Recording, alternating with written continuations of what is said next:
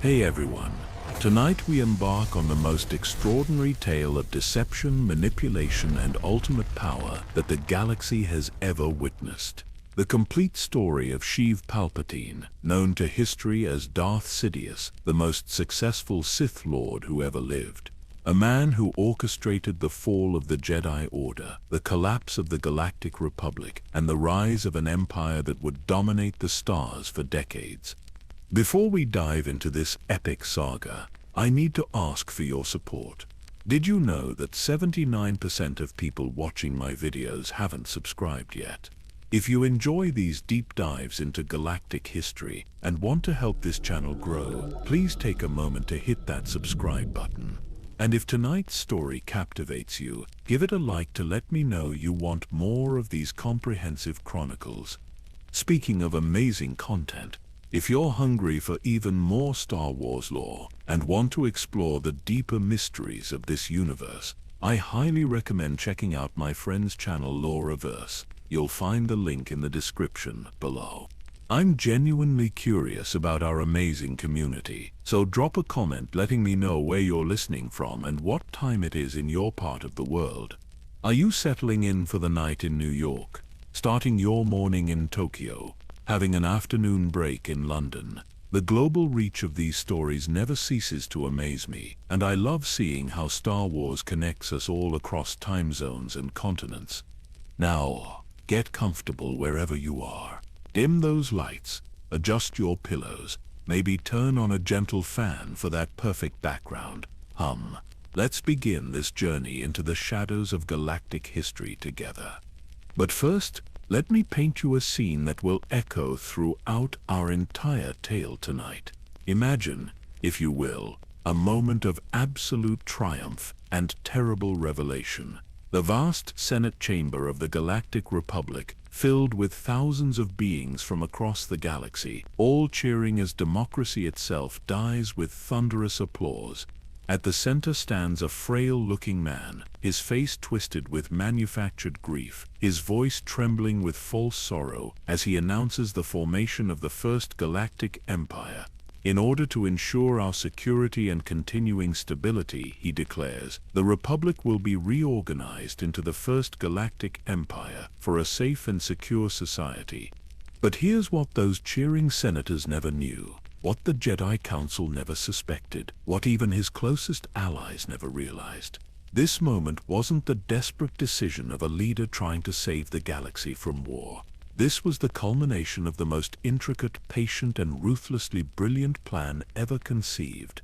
Every war, every crisis, every political maneuver that led to this moment had been orchestrated by this one man. The clone wars that ravaged the galaxy. He controlled both sides, the separatist crisis that tore the Republic apart, his creation, the emergency powers that gave him unlimited authority, carefully engineered, step by step over decades of manipulation. The senators cheering his proclamation had no idea they were witnessing the victory of a Sith Lord who had spent his entire life methodically destroying everything they held dear, all while wearing the mask of their savior. They were applauding their own enslavement, celebrating the death of freedom itself, and they loved him for it. This is the story of how one man's ambition reshaped the destiny of trillions. How a politician from a peaceful world became the most feared being in galactic history. How the dark side of the Force was wielded not just as a weapon, but as a tool of political genius that turned democracy against itself. Tonight we'll uncover how he did it. How Sheev Palpatine transformed from a young man on Naboo into Darth Sidious, master of the Sith. How he learned the ancient ways of the dark side while simultaneously climbing the political ladder of the Republic. How he orchestrated a galactic war while positioning himself as the only solution to the chaos he had created. We'll explore the shadowy mentorship under Darth Plagueis the Wise, the Sith Lord obsessed with conquering death itself. We'll witness the patient cultivation of political allies who never suspected they were serving a master of the dark side.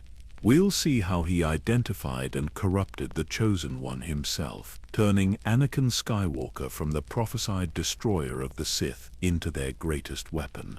But perhaps most chilling of all, we'll discover how he achieved what no Sith before him had managed: true victory over both the Jedi and death itself.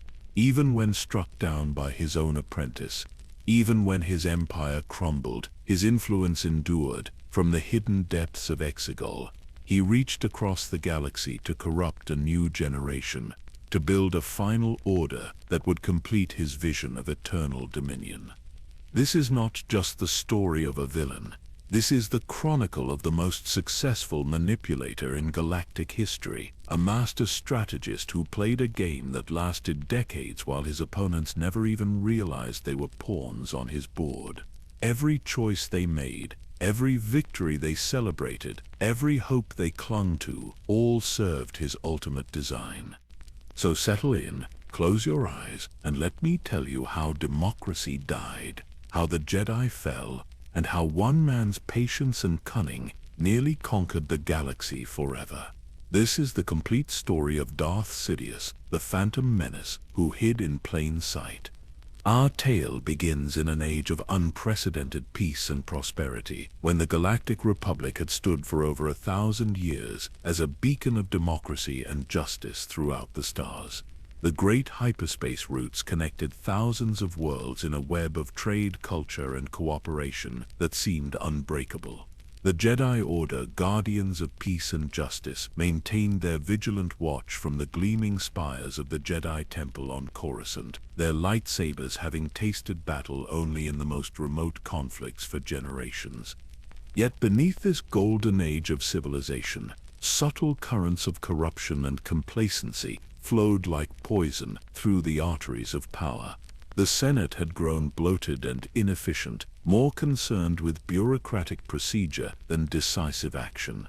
Corporations wielded influence that rivaled entire star systems, and in the Outer Rim territories, beyond the reach of Republic law, darker forces gathered strength in the shadows. It was into this galaxy of light and hidden darkness that Sheev Palpatine was born, on the serene and prosperous world of Naboo. Naboo itself seemed to embody all that was beautiful about the Republic. Its rolling green hills were dotted with gleaming cities that rose like organic sculptures from the landscape, their architecture flowing in elegant curves that harmonized with the natural world. Crystalline lakes reflected the twin suns, while beneath the surface, the Gungan civilization thrived in their underwater cities, their bioluminescent technology creating pockets of ethereal light in the planet's depths.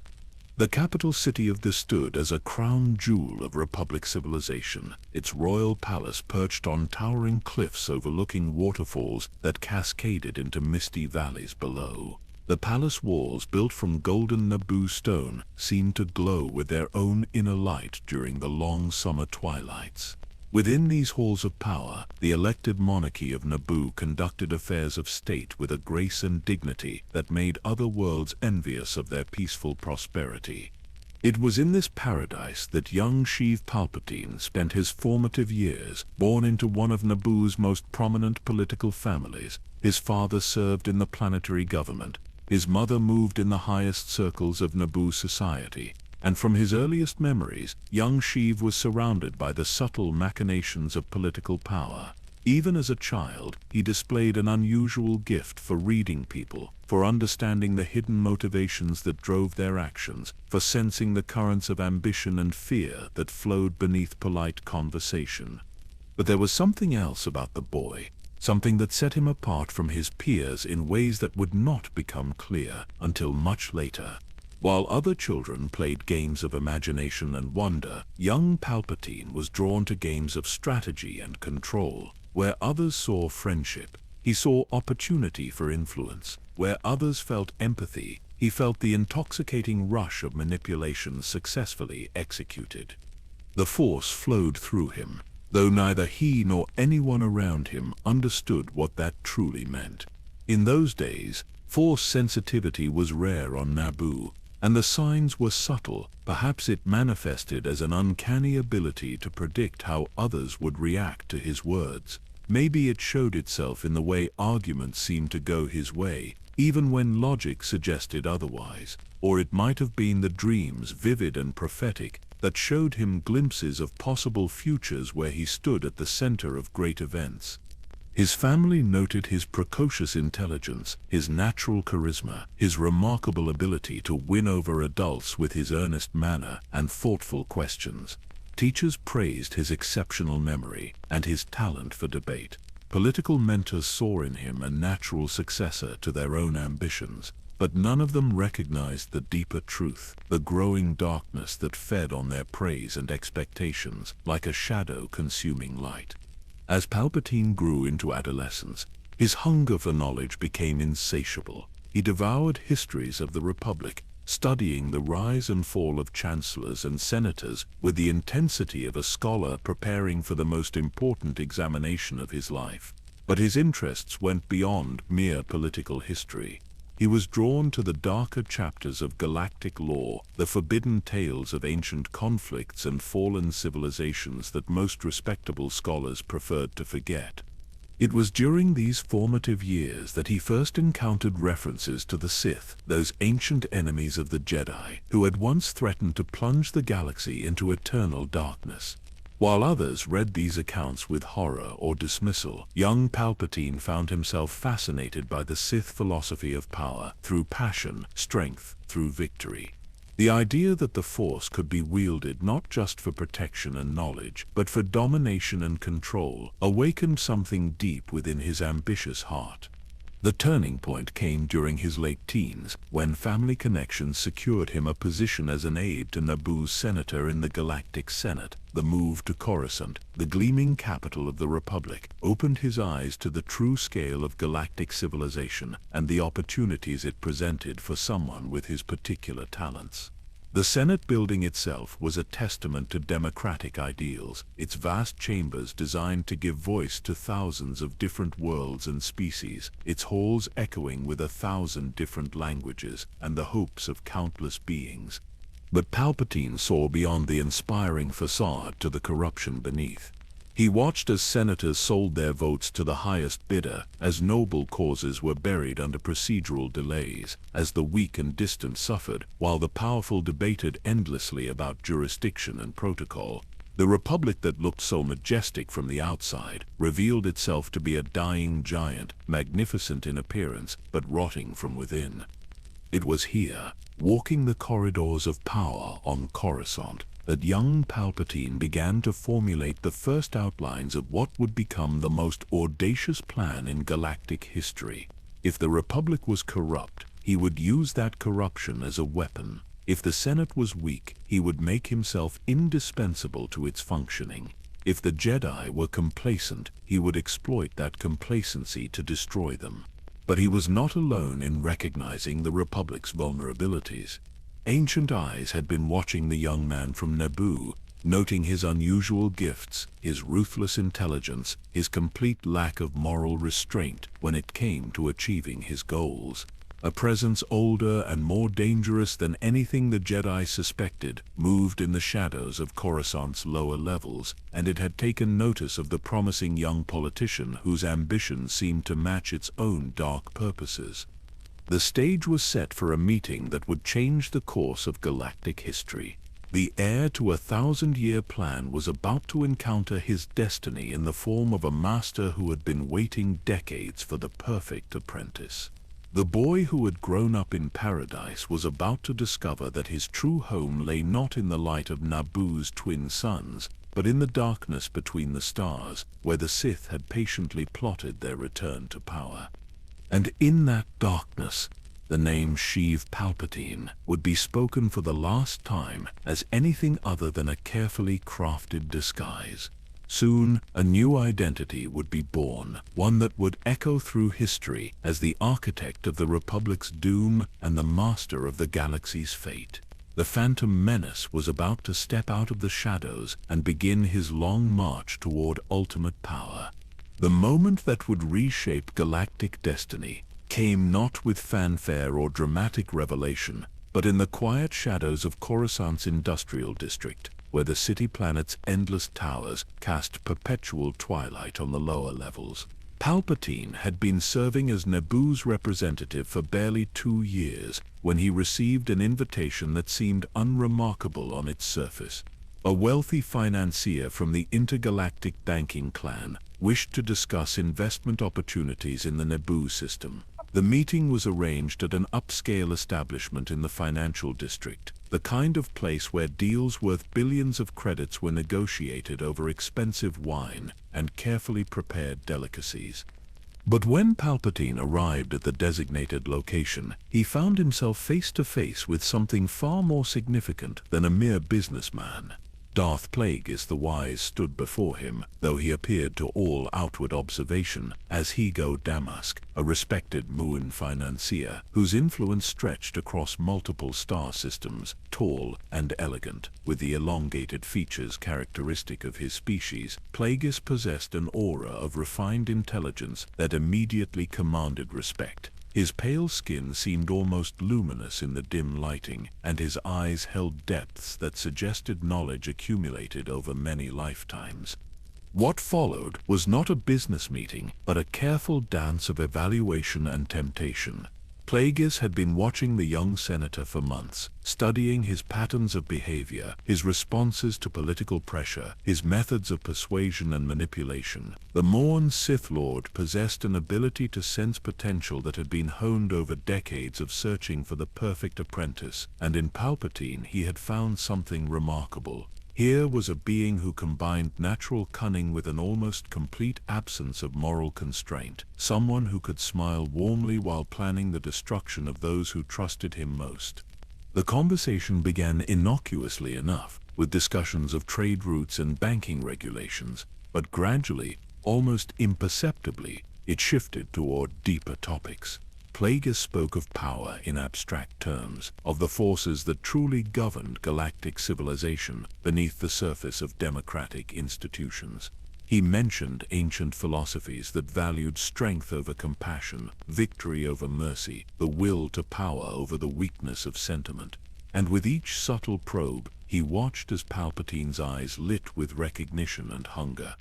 The young senator from Naboo proved to be everything Plagueis had hoped, and more. Not only did he possess the intellectual capacity to grasp complex political strategies, but he showed an intuitive understanding of manipulation that bordered on the supernatural. When Plagueis tested him with hypothetical scenarios involving moral compromise, Palpatine didn't hesitate to choose the option that maximized personal advantage, regardless of the cost to others. When presented with abstract discussions of ancient power structures, he immediately began calculating how such knowledge might be applied to modern circumstances.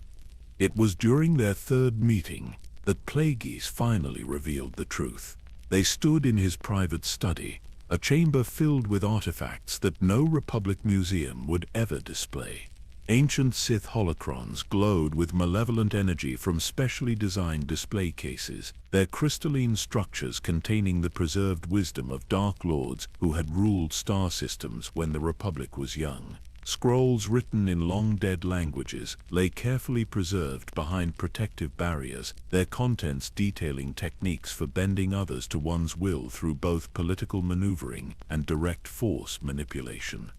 The revelation came as Plagueis activated one of these holocrons, its red light casting dancing shadows across the walls as the preserved consciousness of Darth Revan began to speak of conquest and empire. As the ancient Sith Lord's words filled the chamber, Plagueis turned to his guest and spoke the words that would echo through history. "The Jedi believe the Force flows through all living things," he said, his voice carrying the weight of centuries of hidden knowledge.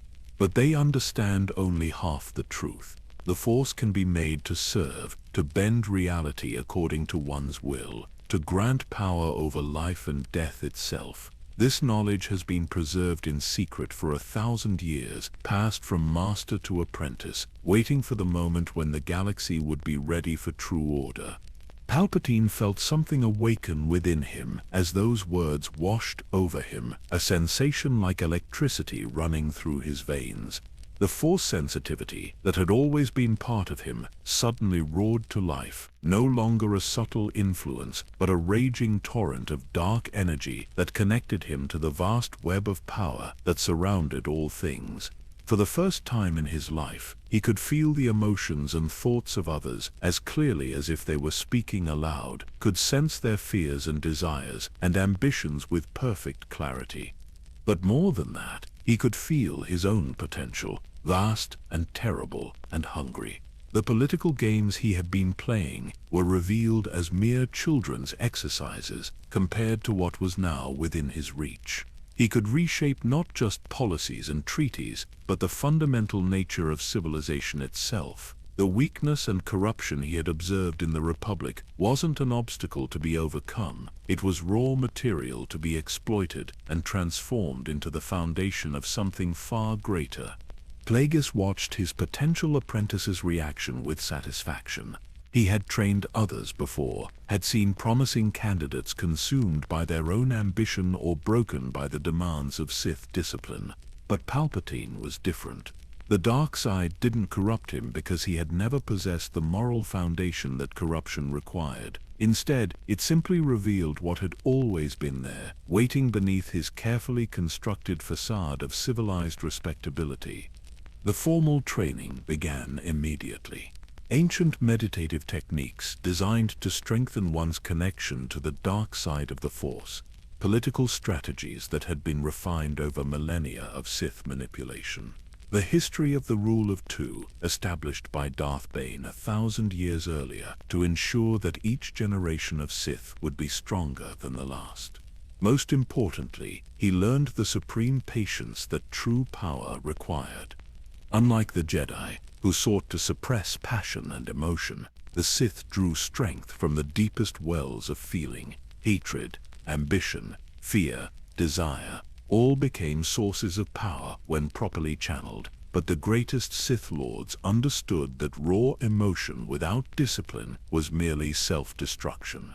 True mastery required the ability to appear calm and reasonable while harboring the most intense passions, to smile and offer friendship while planning betrayal, to inspire trust and loyalty while serving only one's own ultimate goals. As months passed, Palpatine's transformation accelerated. His political career continued to flourish as he applied his new understanding to the complex dynamics of Senate politics. But now every speech, every committee meeting, every casual conversation became an exercise in manipulation and control. He learned to read the currents of fear and ambition that drove his colleagues, to position himself as the solution to problems he had carefully engineered, to make himself indispensable while ensuring that others took the blame for any failures. The name Darth Sidious was chosen during a particularly intense training session when master and apprentice worked together to unlock a Sith holocron that had remained sealed for centuries. As the ancient device finally yielded to their combined will, revealing secrets of political manipulation that had toppled empires, Plagueis spoke the ritual words that would complete his apprentice's transformation. From that moment forward, Sheev Palpatine lived a double life more complete than any spy or double agent in galactic history. By day, he remained the earnest young senator from Naboo, building alliances and crafting legislation with apparent dedication to democratic ideals. By night, he became Darth Sidious, student of ancient Sith wisdom and architect of the Republic's eventual doom. The galaxy continued its routine, unaware that the final phase of a 1,000-year plan had begun. In the Senate chambers where democracy was celebrated, in the Jedi Temple where guardians of peace meditated on the light, in the distant systems where beings lived their lives in hope and freedom, none suspected that their fate now rested in the hands of a man who had chosen to embrace the darkness completely. The call to adventure had been answered, and the galaxy would never be the same. The first kill came easier than expected. Perhaps that should have been a warning sign, but for the newly christened Darth Sidious, it felt like destiny finally aligning with desire. His target was a minor Trade Federation official who had stumbled upon evidence of unusual financial transfers between supposedly legitimate corporations and mysterious shadow accounts. The man was not evil, merely thorough in his duties, but thoroughness had made him a liability that needed to be eliminated. Sidious chose poison, administered through a rare Naboo wine that his victim couldn't resist when offered as a gesture of political friendship. As the man's nervous system shut down over the course of several agonizing minutes, Sidious felt the dark side surge through him with unprecedented intensity. The fear, the pain, the dawning realization of betrayal, all of it fed the growing storm of power within him. This was what the ancient texts had described, the rush of dominance that came from holding absolute control over another being's fate. But the kill served a purpose beyond mere initiation into the ways of the Sith. The Trade Federation official's death created a convenient vacancy that could be filled by someone more amenable to the subtle manipulations that would be required in the years ahead. Within weeks, a replacement had been installed, someone who owed his position to Sidious's careful political maneuvering and who could be trusted to overlook certain irregularities in future financial arrangements. This pattern would repeat itself countless times over the following months. Obstacles to the greater plan were identified and eliminated, not always through death, but through disgrace, exile, or simple career destruction. Allies were cultivated and positioned in key roles throughout the galactic government and major corporations. Information networks were established that would allow Sidious to monitor potential threats and opportunities across multiple star systems simultaneously.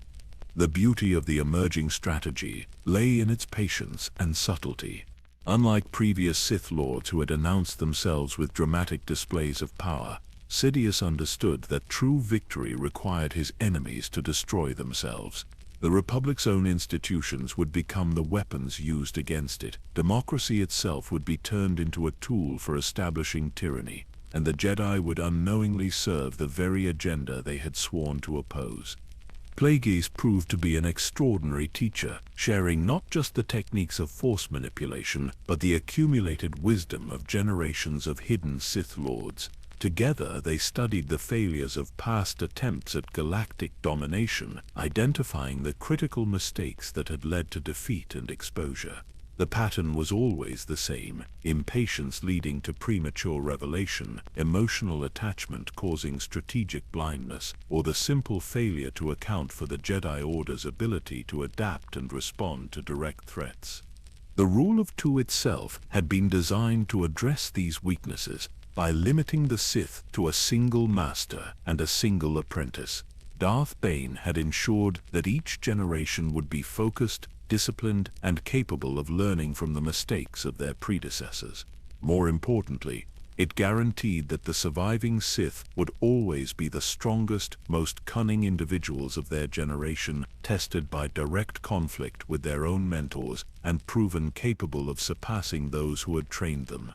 As Sidious's training progressed, he began to understand the magnificent scope of the plan he had inherited. For nearly 1,000 years, each successive generation of Sith had contributed pieces to an elaborate puzzle designed to bring down the Republic and the Jedi Order simultaneously.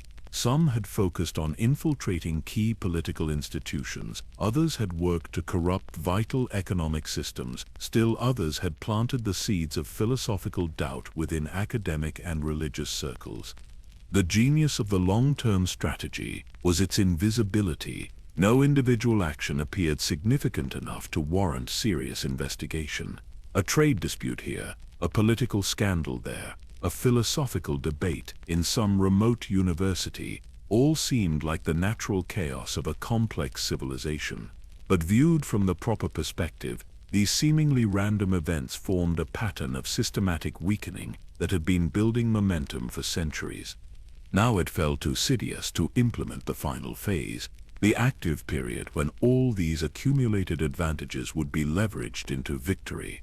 The Republic was weaker than it had been in millennia. The Jedi were fewer in number and more isolated from galactic affairs, and the political climate was ripe for the kind of crisis that would allow emergency powers to be concentrated in the hands of a single leader. The first major test of his growing abilities came when Naboo faced increased pressure from the Trade Federation over taxation of trade routes in the Outer Rim territories. On the surface, this appeared to be a straightforward political dispute, the kind of bureaucratic conflict that plagued the Senate on a regular basis. But Sidious recognized the opportunity to begin implementing the complex strategy that would eventually lead to his complete control of the galactic government. Working through his network of carefully placed allies and corrupted officials, he ensured that the Trade Federation's grievances would be dismissed by the Senate's bureaucratic machinery, while simultaneously providing the Federation with evidence that their concerns were being ignored due to core world prejudice against Outer Rim commercial interests. The resulting frustration and resentment provided fertile ground for more radical solutions to their problems. Meanwhile, his public persona as Senator Palpatine continued to evolve in precisely the direction required by the greater plan. He positioned himself as a champion of worlds that felt underrepresented in the galactic government, a voice of reason calling for measured responses to complex problems, a statesman more interested in finding common ground than in advancing personal ambition. The irony was delicious that his greatest lies were delivered with such apparent sincerity that even experienced politicians found themselves convinced of his genuine commitment to democratic ideals. The dual nature of his existence created challenges that would have destroyed a lesser being. Maintaining the careful balance between his public duties and his secret training required constant vigilance and perfect self-control. Every word spoken in the Senate chamber had to be calculated for its effect on multiple audiences. Every social interaction had to serve the greater strategy while appearing completely natural and spontaneous. But perhaps the greatest challenge was learning to hide his growing power from the Jedi themselves. As his connection to the dark side strengthened, the risk of detection increased proportionally. The Jedi Temple stood at the heart of Coruscant, its occupants trained to sense disturbances in the Force that might indicate the presence of their ancient enemies.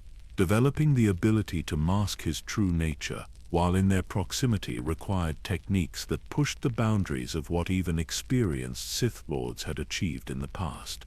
The solution came through a combination of ancient Sith meditation practices and innovative adaptations suited to the unique challenges of his situation, rather than simply suppressing his dark side aura. Sidious learned to project a false presence that actively mimicked the emotional resonance of a dedicated public servant. To Jedi senses, he appeared exactly as he claimed to be, a politician genuinely committed to serving his constituents and preserving the Republic's democratic institutions.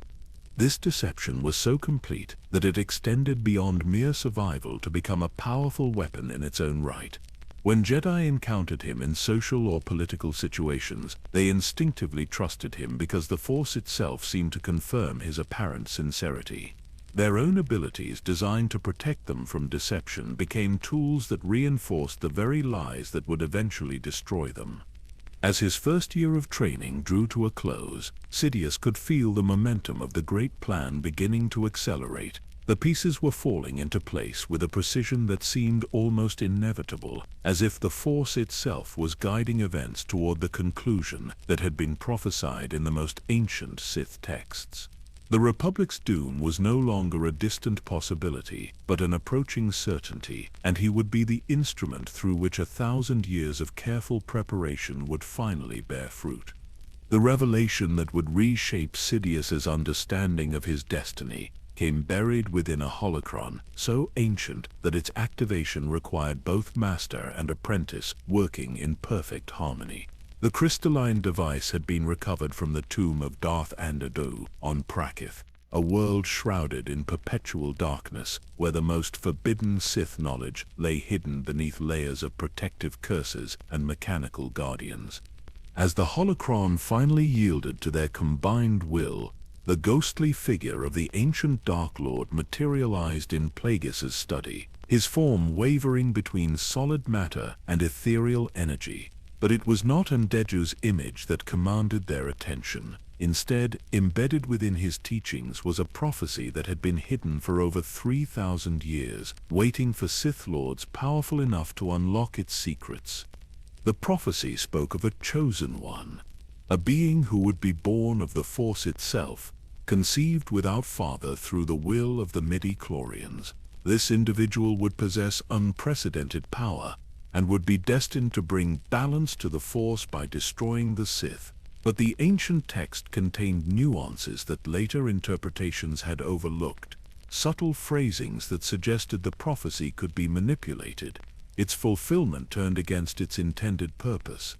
Plagueis had spent decades researching the biological mechanisms behind Force sensitivity, conducting experiments that pushed the boundaries of what was thought possible. His laboratory, hidden in the deepest levels of Coruscant's industrial sector, contained equipment that could analyze and manipulate midi-chlorians at the cellular level. Through careful study, he had discovered that these microscopic organisms were not merely indicators of Force potential, but active agents that could be influenced and directed by a sufficiently powerful will. The implications were staggering. If the Chosen One was to be born through midi-chlorian manipulation, then perhaps the Sith could influence that birth, could ensure that this prophesied individual would serve their purposes rather than destroying them. The experiments that followed were the culmination of years of theoretical work, as Plagueis attempted to create life itself through direct manipulation of the Force. But the Force, it seemed, had its own agenda. Rather than creating a being under Sith control, Plagueis's experiments appeared to trigger a defensive response from the midi-chlorians themselves. Somewhere in the galaxy, conception occurred without their direct involvement, as if the Force was defending itself against their manipulation by creating its own champion. The discovery of this development came through Sidious's expanding network of informants and allies. Reports began filtering in from the Outer Rim territories of unusual births, children displaying extraordinary reflexes and intuitive abilities far beyond normal parameters. Most of these proved to be false alarms or cases of ordinary Force sensitivity manifesting early. But one report from Tatooine caught their attention with disturbing clarity. A slave woman named Shmi Skywalker had given birth to a son without any biological father. The child, Anakin, displayed reflexes that allowed him to participate in pod racing despite his human limitations, and local reports suggested he had an intuitive understanding of mechanical systems that bordered on the supernatural. More significantly, preliminary testing suggested midi-chlorian levels that exceeded even the most powerful Jedi Masters in the Temple archives. The realization that their experiments might have inadvertently created their prophesied destroyer should have been cause for alarm. Instead, Sidious felt only excitement and opportunity. If this child was indeed the Chosen One, then controlling his development and eventual fall to the dark side would represent the ultimate victory over the Force itself. The weapon destined to destroy the Sith would instead become their greatest asset. But exploiting this opportunity would require patience and subtlety beyond anything previously attempted. The child would undoubtedly be discovered by the Jedi and trained in their ways. Attempting to corrupt him too early would only alert the Jedi to the presence of Sith influence. Instead, the corruption would need to be so gradual and apparently natural that even the most perceptive Jedi would fail to recognize it until far too late. The strategy that emerged from these considerations was perhaps the most audacious aspect of the entire plan. Rather than opposing the Jedi's training of the Chosen One, Sidious would facilitate it. He would ensure that Anakin received the finest Jedi education possible, while simultaneously creating the conditions that would eventually drive him to embrace the dark side. The boy's own training would become the foundation for his eventual fall. This approach required an unprecedented level of political manipulation. Sidious began positioning himself to influence galactic events in ways that would create the personal tragedies and moral conflicts necessary to corrupt the Chosen One. Wars would need to be engineered that would force impossible choices upon the young Jedi. Loved ones would need to be placed in danger to test the boundaries of Jedi detachment. The very principles that the Jedi held most sacred would need to be turned against them.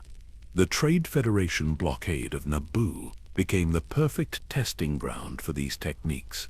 On the surface, it appeared to be a straightforward commercial dispute, escalated to political crisis through bureaucratic incompetence. But every aspect of the conflict had been carefully orchestrated to achieve multiple objectives simultaneously.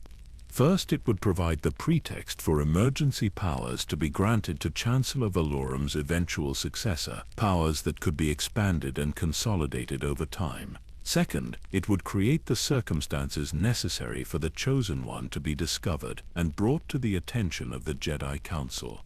Third, it would establish Sidious's public persona as a dedicated leader willing to sacrifice everything for his people's welfare. The beauty of the plan lay in its apparent inevitability. Each participant believed they were acting according to their own motivations and principles, unaware that their choices had been shaped by careful manipulation of circumstances and information. The Trade Federation genuinely believed they were pursuing legitimate commercial interests. The Jedi truly thought they were preserving peace and justice. Queen Amidala actually was fighting to protect her people from an illegal blockade. Yet all of their actions served Sidious's greater purpose with mechanical precision. The blockade created a crisis that exposed the Senate's inability to respond effectively to clear aggression. The Jedi intervention demonstrated their willingness to involve themselves in political matters when circumstances demanded it. The Queen's courage and determination provided the perfect catalyst for bringing down a chancellor who had become inconvenient to the Sith agenda. Most importantly, the crisis on Naboo created the exact circumstances necessary for Anakin Skywalker to demonstrate his abilities in front of Jedi Master Qui-Gon Jinn, the one member of the Jedi Council most likely to recognize his potential and advocate for his training despite his advanced age. Even Qui-Gon's reputation for independence and willingness to challenge council decisions served Sidious's purposes, as it ensured that Anakin would receive training despite institutional resistance. The successful resolution of the crisis achieved every objective Sidious had established.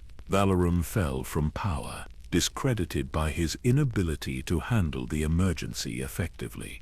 The Trade Federation's illegal actions provided justification for the enhanced security measures that would eventually become the foundation of imperial power.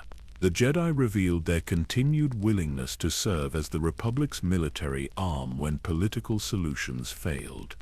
And most crucially, Anakin Skywalker was brought into the Jedi Order under circumstances that virtually guaranteed his eventual corruption, separated from his mother, at an age when such attachments were already firmly established, trained by a master whose death would create additional emotional trauma, and thrust into a galactic conflict that would test his principles in ways the Jedi had never anticipated.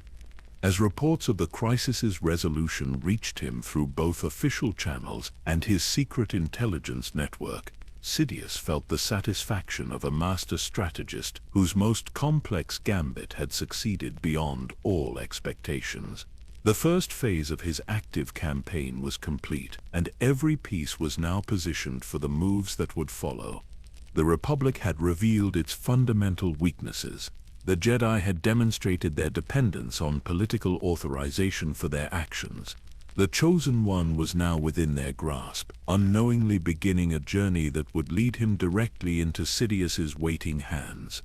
The ancient prophecy spoke of balance being brought to the Force through the destruction of the Sith. But prophecies Sidious had learned were remarkably susceptible to creative interpretation by those with the will and wisdom to understand their hidden meanings.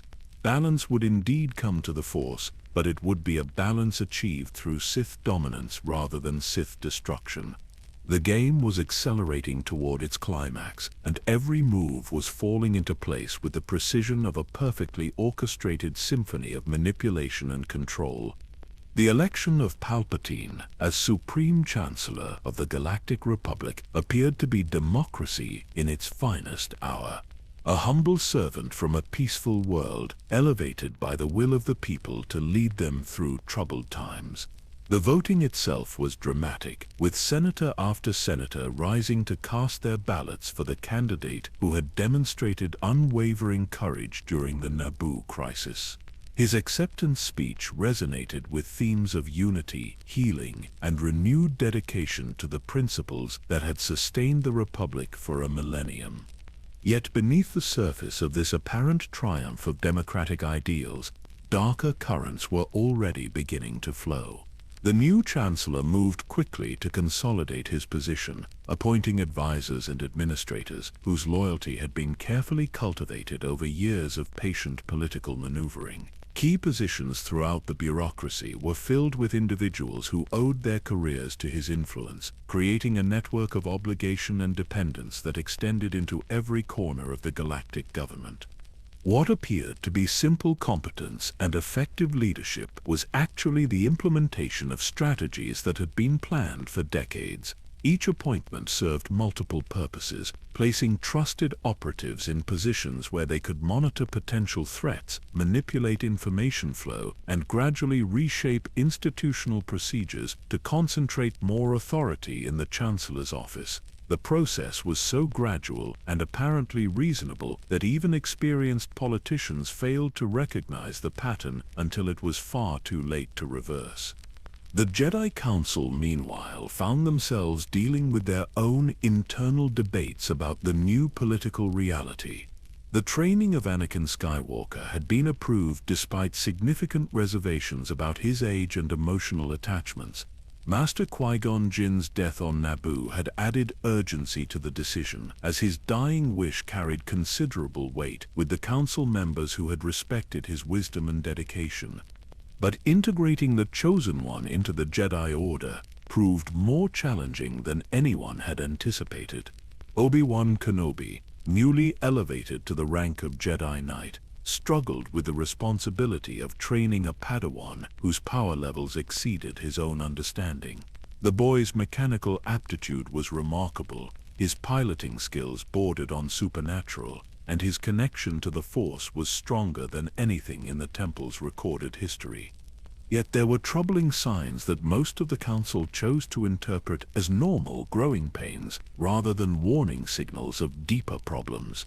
Anakin's dreams were unusually vivid and often prophetic, filled with images of suffering and conflict that seemed to cause him genuine distress. His attachment to his mother remained powerful despite years of Jedi training designed to promote emotional detachment. Most concerning of all, his reactions to frustration or perceived injustice carried an intensity that seemed to draw upon wells of anger that ran far deeper than his chronological age should have allowed. Chancellor Palpatine, meanwhile, had begun cultivating a relationship with the young Jedi that appeared to be nothing more than the natural interest of a political leader in someone who had played a significant role in resolving the crisis that had brought him to power. Their meetings were arranged through official channels and conducted with appropriate supervision, yet somehow they created opportunities for private conversations that would prove far more significant than anyone realized at the time. These interactions were masterpieces of subtle manipulation, designed to plant seeds of doubt about Jedi teachings, while appearing to offer nothing more than friendly guidance and political wisdom. Palpatine presented himself as someone who understood the burden of great responsibility, who had faced difficult choices and learned from experience about the sometimes necessary compromises that leadership required. He spoke of the gap between idealistic principles and practical realities, of the frustration that came from having the power to help others, but being constrained by institutional limitations and bureaucratic procedures. To Anakin, these conversations felt like encounters with the first adult who truly understood his perspective. The Jedi Masters spoke of patience and detachment, of accepting what could not be changed, and finding peace through meditation. But Chancellor Palpatine acknowledged the young man's frustration with injustice, validated his desire to use his extraordinary abilities to protect those he cared about, and offered a more nuanced view of morality that seemed to account for the complexities that Jedi teachings often oversimplified. The beauty of this approach was its apparent harmlessness. Nothing the Chancellor said explicitly contradicted Jedi philosophy or encouraged dark side behavior. Instead, he simply offered alternative perspectives that seemed more mature and sophisticated than the absolute moral categories that dominated temple instruction. The corruption was so gradual and seemingly reasonable that even Anakin himself didn't recognize it as corruption at all. Meanwhile, the broader political situation continued to evolve in directions that served Sidious's long-term objectives. The successful resolution of the Naboo crisis had demonstrated both the Republic's vulnerability to commercial pressure and the Jedi's willingness to serve as a military force when political solutions failed. Both revelations would prove crucial to the next phase of the plan, which would require a conflict large enough to justify unprecedented emergency powers, while complex enough to ensure that those powers would need to be maintained indefinitely. The separatist movement that began to emerge in the years following Palpatine's election appeared to be a natural response to legitimate grievances about core world dominance and Senate inefficiency. Systems throughout the Outer Rim had grown increasingly frustrated with their lack of representation and the Republic's apparent indifference to their economic and security concerns. The Trade Federation's blockade of Naboo had demonstrated that commercial organizations could challenge government authority with relative impunity, inspiring other groups to consider more dramatic forms of political expression. What few realized was that many of the movement's key leaders had been carefully identified and cultivated by agents working for the very Chancellor who publicly opposed their separatist agenda. Count Dooku's growing disillusionment with both the Jedi Order and the Republic government made him an ideal candidate for recruitment, particularly given his aristocratic background and natural charisma. His departure from the Jedi Council shocked his former colleagues, but it provided Sidious with an apprentice capable of organizing and leading a galaxy-wide rebellion. The transformation of Dooku into Darth Tyrannus represented perhaps the most delicate aspect of the entire conspiracy. Unlike Sidious's own recruitment by Plagueis, which had occurred before his political career began, Dooku needed to be turned while maintaining his public reputation as a principled opponent of Republic policies. The process required extraordinary subtlety, gradually exposing him to Sith philosophy through ancient texts and philosophical discussions that seemed to address his legitimate concerns about galactic governance and Jedi limitations. The result was a rebel leader who genuinely believed in the cause he was fighting for, even as he unknowingly served the agenda of the very system he sought to overthrow. Tyrannus would recruit other separatist leaders with complete sincerity, organize military campaigns with genuine strategic brilliance, and inspire followers with authentic passion for independence and reform. Yet every aspect of the rebellion would ultimately serve to strengthen the central government it claimed to oppose. As the separatist crisis deepened, Chancellor Palpatine found himself in the perfect position to benefit from the chaos while appearing to be its most dedicated opponent. Each terrorist attack justified enhanced security measures. Every system that joined the rebellion demonstrated the need for stronger central authority to maintain order. The Republic's inability to respond effectively to the growing threat made it increasingly clear that extraordinary measures would be required to preserve democratic institutions. The stage was being set for the final act of a drama that had been in rehearsal for 1,000 years. All the key players had been positioned, their motivations carefully shaped to ensure they would make the choices required by the script. The Republic was weaker than it had been in centuries. The Jedi were more isolated from political reality than ever before, and the Chosen One was beginning his journey toward the darkness that would ultimately consume him. Yet to casual observers, these developments seemed like the natural evolution of galactic politics rather than the calculated implementation of an ancient conspiracy. The genius of Sidious's approach lay in its ability to make the inevitable appear accidental, to transform careful orchestration into apparent spontaneity, and to ensure that his greatest enemies would eagerly participate in their own destruction.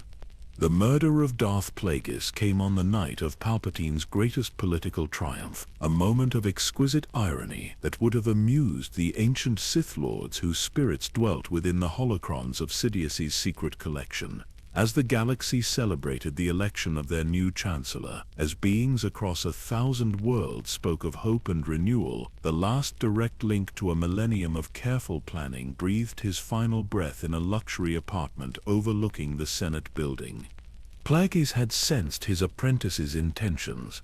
Of course, the rule of two demanded such betrayal as a fundamental test of worthiness, and he had trained Sidious too well to expect anything less than perfection in the execution of this ultimate lesson.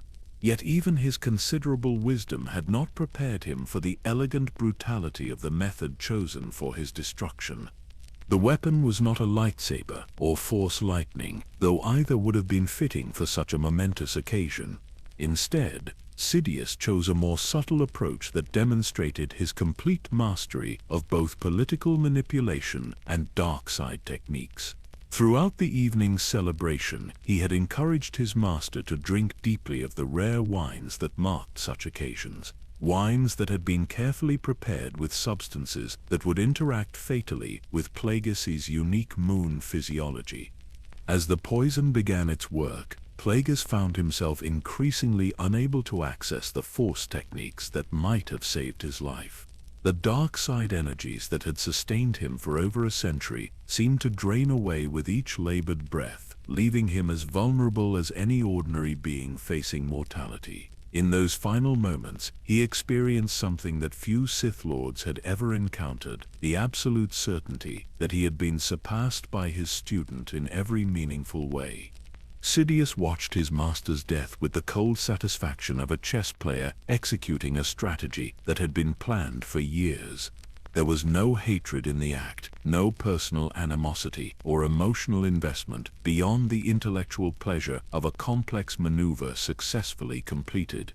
Plagueis had served his purpose magnificently, providing knowledge, training, and resources that had made possible everything that would follow. But the time had come for the apprentice to become the master, and sentiment had no place in such calculations. The disposal of the body required techniques that pushed the boundaries of what even advanced Sith alchemy could achieve. Using methods learned from holocrons that predated the Republic itself, Sidious dissolved his former master's physical form completely, leaving no trace that might be discovered by investigators or sensed by force-sensitive individuals. To all outward appearances, Ego Damask had simply vanished from Coruscant during the chaos of the election night celebrations, presumably to attend to urgent business interests in some distant system. With Plagueis's death, Sidious became the sole repository of knowledge accumulated over 1,000 years of Sith planning and preparation. The weight of that responsibility was both exhilarating and sobering, as he realized that the success or failure of the entire enterprise now rested entirely on his shoulders. There were no more mentors to provide guidance, no more experienced voices to offer alternative perspectives. He stood alone at the pinnacle of Sith achievement, carrying forward a legacy that stretched back through centuries of hidden masters who had sacrificed everything for this moment. The immediate challenge was maintaining the delicate balance of his double life, while preparing for the far greater deceptions that would be required in the years ahead. As Chancellor, he needed to appear completely dedicated to preserving the Republic and supporting the Jedi Order's peacekeeping efforts. As Darth Sidious, he was simultaneously orchestrating the rebellion that would tear the galaxy apart and create the conditions necessary for establishing the empire that would replace it. This required creating and maintaining multiple layers of deception that extended far beyond simple lies or misdirection. Entire identities had to be constructed and sustained over years of careful development. Financial networks spanning dozens of star systems had to be established to fund operations that could never be traced back to the Chancellor's office. Communication systems had to be created that would allow coordination between widely separated agents without creating evidence that might be discovered by Republic intelligence services or Jedi investigators. The recruitment and training of Count Dooku as Darth Tyrannus represented perhaps the most delicate aspect of this expanded operation. Unlike his own recruitment by Plagueis, which had occurred before his entry into galactic politics, Dooku's conversion needed to happen while he remained a respected figure whose eventual leadership of the separatist movement would carry credibility with potential followers. The process began with philosophical discussions that seemed to address Dooku's growing concerns about the direction of both the Jedi Order and the Republic government. As a former Jedi Master with decades of experience in galactic affairs, Dooku had witnessed firsthand the increasing corruption and inefficiency that plagued both institutions. His aristocratic background gave him a perspective on governance that differed significantly from the more egalitarian views held by most of his former colleagues. Sidious approached these conversations with extraordinary patience, allowing Dooku's own observations and frustrations to lead him toward conclusions that aligned with Sith philosophy without explicitly presenting them as such. Rather than arguing against Jedi principles, he simply asked questions that highlighted their limitations and inconsistencies. Instead of advocating for authoritarian alternatives to democratic governance, he encouraged Dooku to consider whether the current system was truly serving the needs of the beings it claimed to represent. The turning point came when Sidious shared certain historical documents that had been suppressed by both the Jedi archives and Senate historians, records that revealed uncomfortable truths about past conflicts and the role that institutional incompetence had played in prolonging unnecessary suffering. These revelations didn't contradict Dooku's existing beliefs so much as they provided context that made his growing disillusionment seem not only justified but inevitable.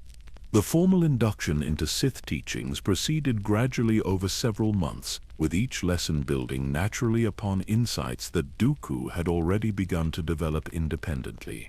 Ancient techniques for enhancing one's connection to the Force were presented as methods for achieving the clarity and power necessary to implement meaningful reforms. Lightsaber techniques that drew upon aggressive emotions were introduced as tools for protecting oneself and others from those who would abuse their authority.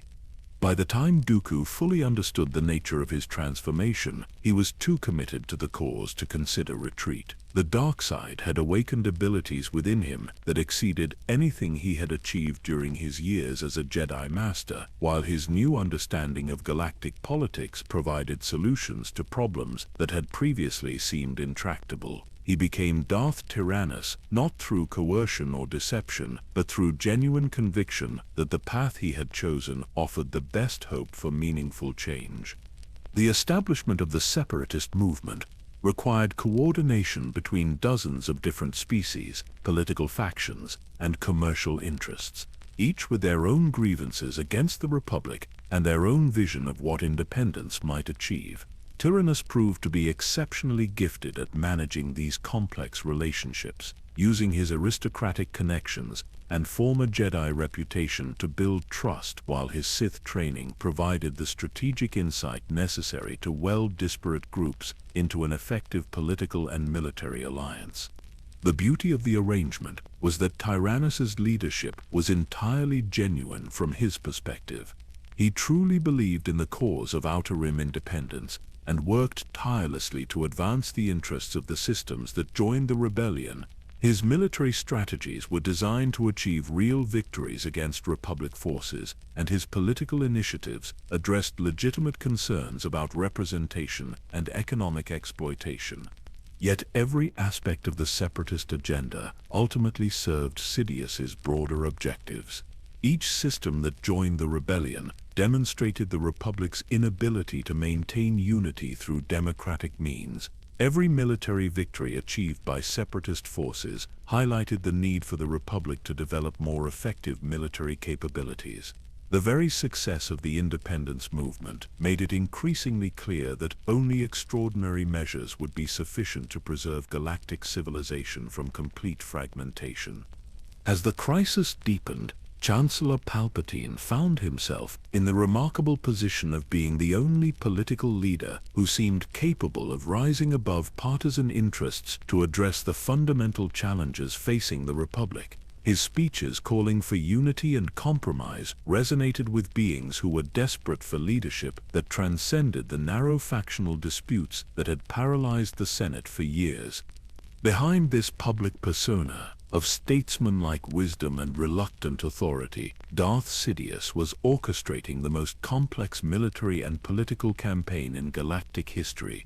Every battle, every negotiation, every terrorist attack, and every peace initiative was planned and executed according to strategies that served his ultimate goal of replacing the Republic with an empire that would restore order through strength, rather than attempting to maintain peace through endless debate and compromise.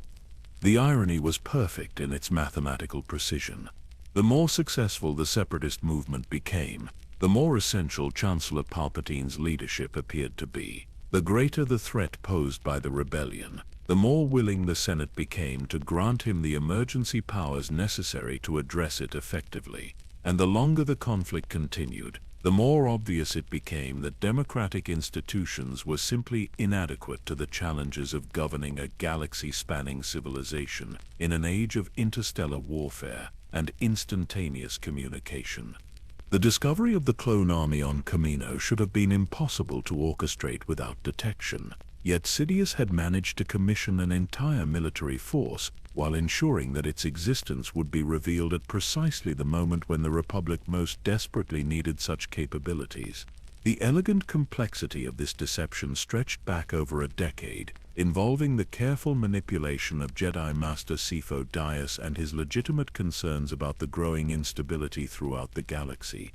Sheev Palpatine had possessed an unusual gift for foresight, experiencing visions of galactic conflict that seemed to grow more vivid and disturbing with each passing year.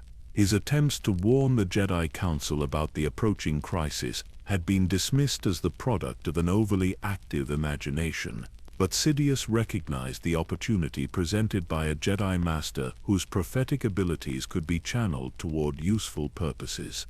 The assassination of Sheev Palpatine had been arranged through intermediaries so far removed from Sidious's direct control that even the most thorough investigation could never trace the order back to its true source. Yet his death came only after he had been persuaded to commission the creation of a clone army using financial resources provided through a labyrinthine network of shell corporations and intermediary accounts that appeared to have legitimate Republic backing. The Kaminoans themselves were ideal partners for such an undertaking, combining exceptional skill in cloning technology with a cultural emphasis on contractual precision that made them unlikely to ask uncomfortable questions about their clients' ultimate intentions. Their isolated location beyond the Outer Rim territories ensured that their work could proceed without attracting attention from Republic intelligence services or curious Jedi investigators. But the true masterpiece of the operation lay in the selection and conditioning of the clone template. Jango Fett represented everything that Sidious required for the next phase of his plan. A warrior whose skills were legendary throughout the galaxy, whose genetic profile would produce soldiers of exceptional capability, and whose personal history had given him ample reason to harbor deep resentment against the Jedi Order. The modification of Fett's genetic material went far beyond the accelerated aging and enhanced obedience that the Kaminoans understood they were implementing. Hidden within the clone's neurological structure were dormant behavioral patterns that could be activated by specific command phrases, patterns so deeply embedded that even the clones themselves remained unaware of their existence until the moment of activation. Order 66 represented the culmination of centuries of Sith research into biological and psychological manipulation techniques. Rather than relying on external control devices that might be discovered and removed, the behavioral conditioning was integrated into the clones' fundamental neural architecture in ways that made it indistinguishable from their normal military training and tactical responses. The protocol itself was designed with diabolical sophistication, framed as a response to a legitimate military scenario in which Jedi commanders might be compromised by enemy influence or suffer psychological breakdown under combat stress. The language used in the conditioning process presented the execution of Jedi officers not as betrayal or murder, but as a necessary tactical response to protect the Republic from traitors within its own ranks. This psychological framework proved crucial to the protocol's effectiveness, as it allowed the clone troopers to maintain their fundamental loyalty to the Republic and their genuine affection for individual Jedi commanders, while simultaneously preparing them to follow orders that would result in those commanders' deaths. The cognitive dissonance that might otherwise have paralyzed them was resolved through careful programming that presented the elimination of Jedi leadership as the ultimate expression of their duty to protect the Republic from its enemies. Meanwhile, the public face of Chancellor Palpatine continued to evolve in directions that perfectly served the requirements of his increasingly complex deception.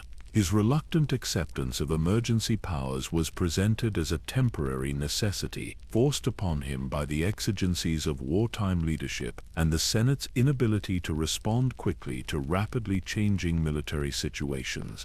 Each expansion of his authority was justified by circumstances that appeared to demonstrate the inadequacy of existing governmental structures. The Commerce Guild's attacks on Republic shipping required enhanced coordination between military and economic policy. The banking clan's manipulation of currency markets demanded direct executive control over financial regulations. The Techno-Union's development of new weapon systems necessitated streamlined oversight of industrial production and scientific research. The pattern was so consistent and apparently reasonable that even experienced senators found themselves voting for measures that they might have opposed under normal circumstances.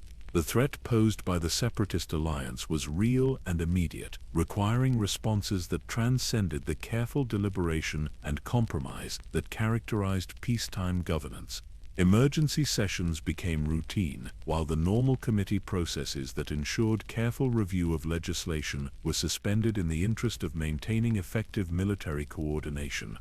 Yet beneath this surface of wartime necessity, fundamental changes were taking place that would prove far more significant than any single piece of emergency legislation. The expansion of the Chancellor's staff to manage his increased responsibilities brought hundreds of new appointees into positions where they could monitor and influence the daily operations of government. The creation of new agencies to coordinate military and civilian activities established bureaucratic structures that answered directly to the executive branch rather than to the Senate or its traditional oversight committees.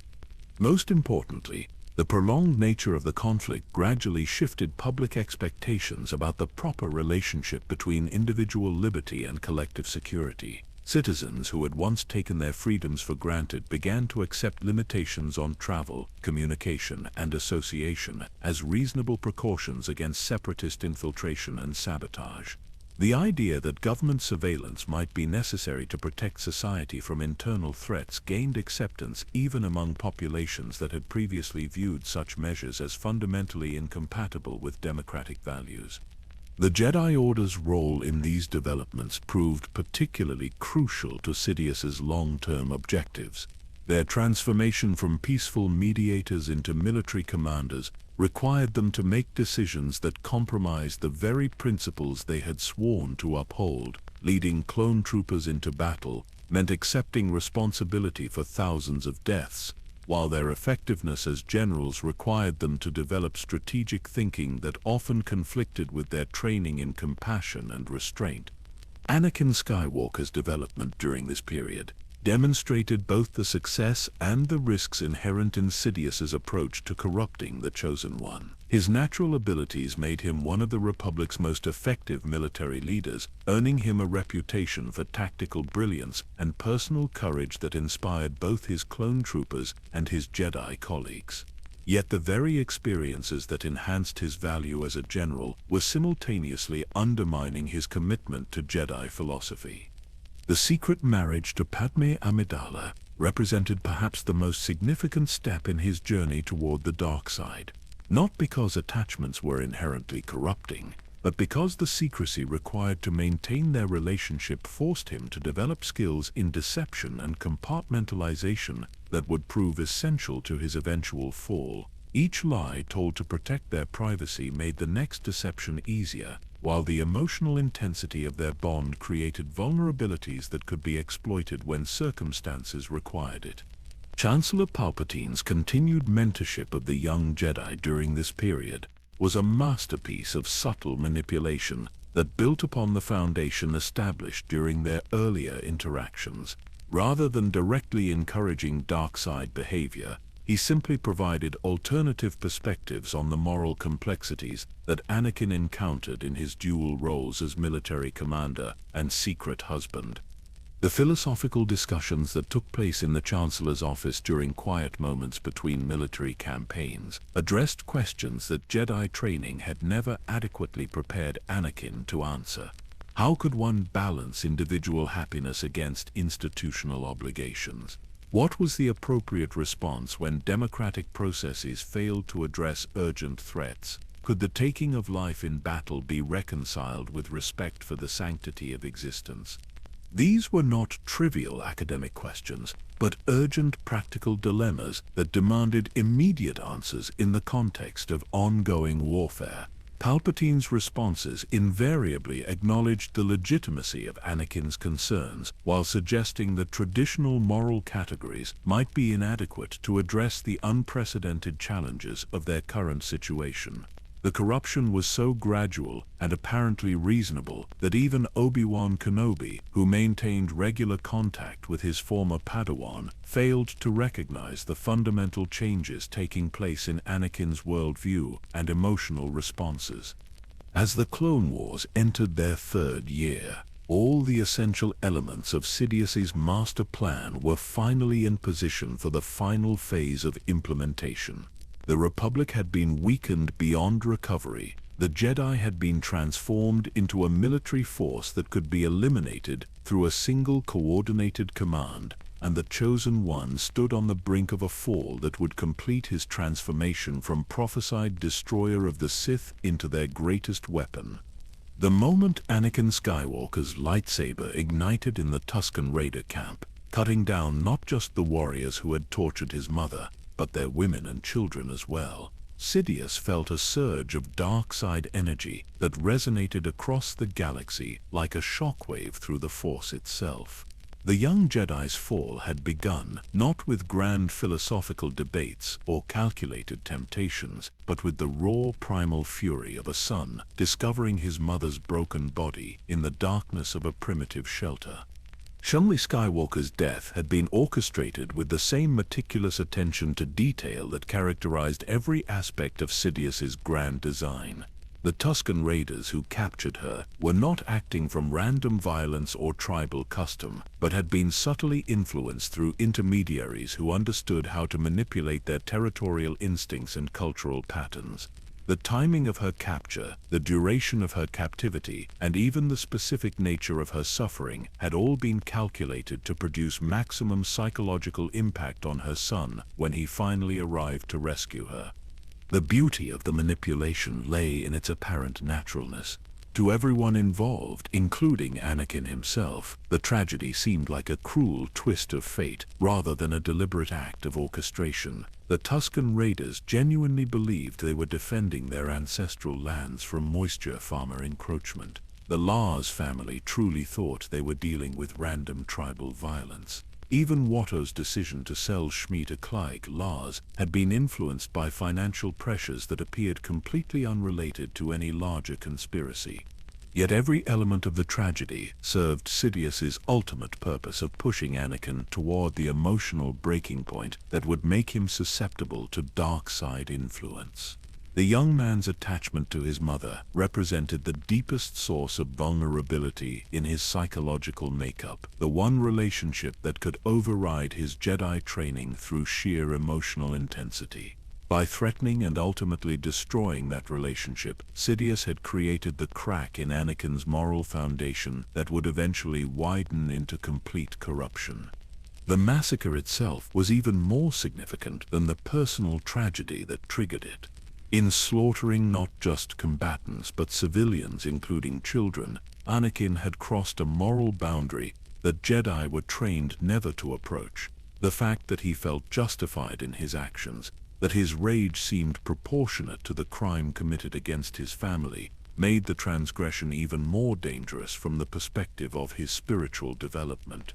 When Anakin confessed his actions to Padme, expecting condemnation but receiving understanding instead, another crucial element fell into place in Sidious's carefully constructed web of corruption. Her response demonstrated that even those closest to him would rationalize and excuse behavior that violated the fundamental principles of the society they claimed to serve. If the woman he loved could find ways to justify mass murder when it served emotional or personal purposes, what other moral compromises might be acceptable under sufficiently compelling circumstances? The secret of their marriage, solemnized in the aftermath of Shmi's funeral, represented another step toward the isolation and compartmentalization that would eventually make Anakin's complete fall possible. By committing himself to a relationship that violated his Jedi vows, he had created a parallel life that required constant deception and emotional management. Every interaction with his Jedi colleagues now carried the burden of hidden truth, while every moment of happiness with Padme was shadowed by the knowledge that discovery would mean the end of everything he valued. Chancellor Palpatine's response to news of these developments demonstrated his absolute mastery of the psychological manipulation techniques that had taken him decades to perfect. Rather than expressing shock or disappointment at Anakin's actions, he offered understanding and support that seemed to come from genuine empathy rather than calculated opportunism. He spoke of the natural human response to injustice, of the limitations that institutional constraints placed on those with the power to prevent suffering, of the terrible burden that came with having abilities that exceeded one's authority to use them effectively. These conversations took place in the privacy of the Chancellor's office, away from the formal protocols and public scrutiny that characterized most of Anakin's official interactions. The intimacy of the setting, combined with Palpatine's apparent willingness to discuss topics that other adults avoided, created an atmosphere of trust and confidence that made his influence even more potent than direct instruction or command might have been. The philosophical framework that emerged from these discussions was particularly insidious because it built upon legitimate concerns about the effectiveness of democratic institutions and traditional moral systems in addressing complex real-world problems. Palpatine never explicitly advocated for authoritarian solutions or dark side techniques, but he consistently highlighted situations where conventional approaches had failed to prevent unnecessary suffering or injustice. The Clone Wars provided countless examples to support this perspective. As Senate debates dragged on while beings died, as bureaucratic procedures prevented rapid response to changing military situations, as moral principles that seemed clear in peacetime became hopelessly complicated when applied to warfare and political conflict. Anakin's experiences as a general gave him first-hand knowledge of the costs associated with institutional inefficiency, making him increasingly receptive to suggestions that more direct and decisive leadership might be preferable to endless deliberation and compromise. The revelation of Darth Tyrannus's true identity as Count Dooku added another layer of complexity to Anakin's understanding of the conflict he was fighting. Learning that the leader of the separatist movement was a former Jedi Master raised disturbing questions about the reliability of institutional wisdom and the possibility that respected figures might harbor secrets that completely contradicted their public personas. If someone as experienced and supposedly wise as Dooku could fall to the dark side, what did that suggest about the stability of anyone's commitment to the principles they claimed to serve? The lightsaber duel that followed this revelation pushed Anakin to new levels of aggression and tactical thinking that drew heavily upon his anger and desire for revenge. When Dooku severed his arm, the physical trauma was accompanied by a psychological shock that reinforced lessons about the consequences of restraint and the value of overwhelming force when dealing with enemies who showed no mercy themselves. Padmé's pregnancy, discovered in the midst of these cascading revelations and traumatic experiences, created the final element necessary for Sidious' ultimate manipulation of the Chosen One. The prospect of fatherhood awakened protective instincts in Anakin that exceeded even his attachment to his mother, while the secrecy required to hide their relationship from the Jedi Council added additional layers of stress and deception to his already complicated emotional life. The prophetic dreams that began to plague Anakin during Padmé's pregnancy were not entirely natural phenomena, though he had no way of recognizing the subtle dark side influences that shaped their content and intensity. Sidious had spent years studying the techniques used by ancient Sith Lords to manipulate the dream states of Force-sensitive individuals, methods that could plant specific images and emotional responses while making them appear to be genuine prophetic visions. The dreams of Padmé's death and childbirth were particularly effective because they built upon Anakin's genuine fears and memories of his inability to save his mother. The visions seemed to offer specific details about the manner of her death, creating an urgency that made rational analysis difficult while simultaneously providing hope that foreknowledge might make prevention possible. As these various pressures accumulated, Anakin's behavior became increasingly erratic and difficult for his Jedi colleagues to understand or address. His mentor Obi-Wan Kenobi recognized that something was troubling his former Padawan, but the walls of secrecy that surrounded Anakin's personal life made it impossible to identify the specific sources of his distress or offer meaningful assistance. The Jedi Council's decision to ask Anakin to spy on Chancellor Palpatine represented perhaps the final straw that broke whatever remained of his faith in the institution he had served for over a decade. Being asked to betray the trust of the one political leader who seemed to understand and value his contributions felt like a fundamental violation of the principles of loyalty and honor that he had been taught to regard as sacred. The request also created an impossible conflict between his official duties as a Jedi and his personal relationships with both Palpatine and Padmé, whose own political career had been built upon supporting the Chancellor's wartime leadership. No matter which choice he made, he would be betraying someone who had shown him kindness and respect, while the very act of being placed in such a position demonstrated the moral compromises that institutional service seemed to require. As all these elements converged in the final months of the Clone Wars, Anakin Skywalker stood at the brink of a transformation that would fulfill the most ancient and ambitious of Sith prophecies. The Chosen One, created by the Force itself to bring balance through the destruction of the Sith, was instead poised to become their ultimate weapon through a corruption so complete and apparently voluntary that even he would believe he was acting from noble motives rather than dark side influence. The final revelation came not through dramatic confrontation or sudden discovery, but through the slow dawn of terrible understanding that accompanied Chancellor Palpatine's most intimate confession to Anakin Skywalker. They sat in the Chancellor's private office as the Coruscant sunset painted the sky in shades of amber and crimson, two figures silhouetted against the vast windows that overlooked a city planet whose billions of inhabitants had no idea they were witnessing the last hours of their republic. "Did you ever hear the tragedy of Darth Plagueis the Wise?" The words were spoken softly, almost casually, as if Palpatine were sharing a piece of obscure historical trivia, rather than revealing the key to a conspiracy that had shaped galactic events for over a decade. Yet Anakin felt something shift in the Force around them, a subtle alteration in the energy patterns that surrounded the Chancellor, like a barely perceptible change in atmospheric pressure before a storm. The story that followed was presented as ancient history, a cautionary tale about the dangers of seeking power over the natural order of existence. Darth Plagueis had been a Dark Lord of the Sith, whose mastery of the Force had allowed him to influence the midi-chlorians themselves, creating life, and preventing death through pure manipulation of the biological mechanisms that connected all living beings to the cosmic energy field that bound the galaxy together.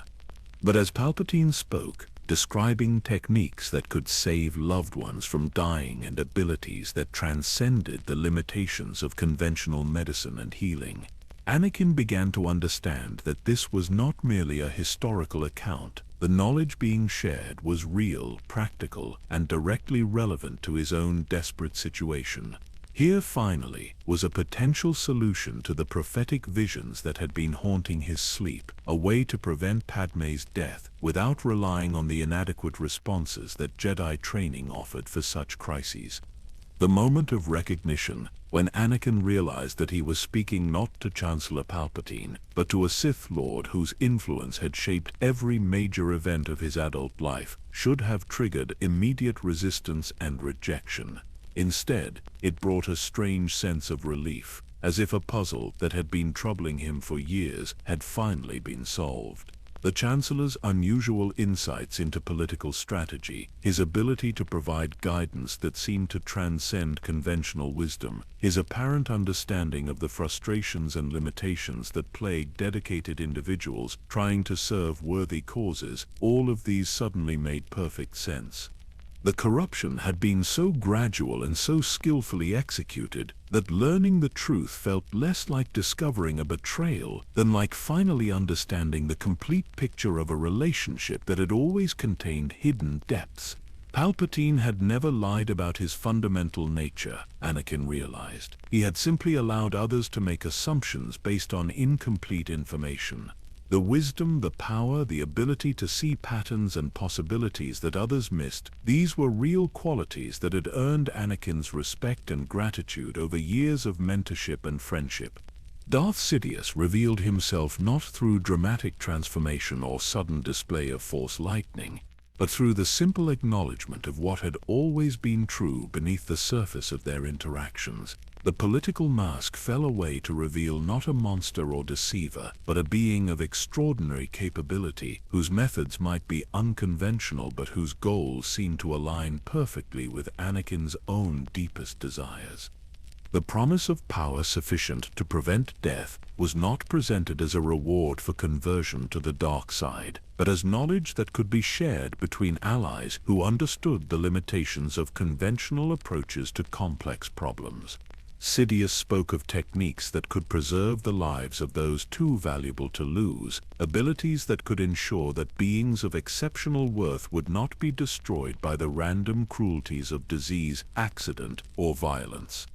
This was not temptation in any traditional sense, but the offer of practical tools for achieving objectives that any rational person would consider worthy.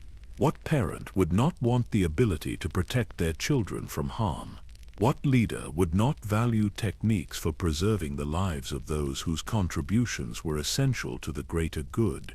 What healer would not wish to transcend the boundaries that limited their ability to save lives? The philosophical framework that accompanied these revelations was particularly sophisticated, addressing not just the immediate crisis of Padmé's pregnancy, but the broader questions about power, responsibility, and moral choice that had been troubling Anakin throughout his career as both Jedi and General. Sidious presented the dark side not as corruption or evil, but as a more complete understanding of the Force that included techniques and perspectives that the Jedi had abandoned or forbidden due to their own limitations and fears. The contrast between Jedi and Sith approaches to Force mastery was presented in terms of effectiveness rather than morality. Where Jedi sought to suppress emotion and limit their connection to the Force through discipline and restraint, Sith embraced the full spectrum of feeling and sensation as sources of power that could be channeled toward worthwhile goals. Where Jedi accepted limitations imposed by institutional policies and traditional taboos, Sith were willing to explore techniques that offered genuine solutions to otherwise intractable problems. The revelation of Sidious's role in orchestrating the Clone Wars was perhaps the most challenging aspect of the truth for Anakin to process. Yet even this was presented in terms that seemed to justify the deception rather than condemn it. The Republic had been corrupt and dysfunctional long before the war began, its institutions paralyzed by competing interests and bureaucratic inefficiency that prevented effective responses to genuine crises. By creating a controlled conflict that exposed these weaknesses while simultaneously demonstrating the need for stronger leadership, Sidious had provided the galaxy with an opportunity to restructure its governmental systems in ways that would be more effective and responsive to real-world challenges. The deaths and suffering caused by the war were tragic, but they were also inevitable consequences of the Republic's fundamental inability to address the problems that had been building for centuries.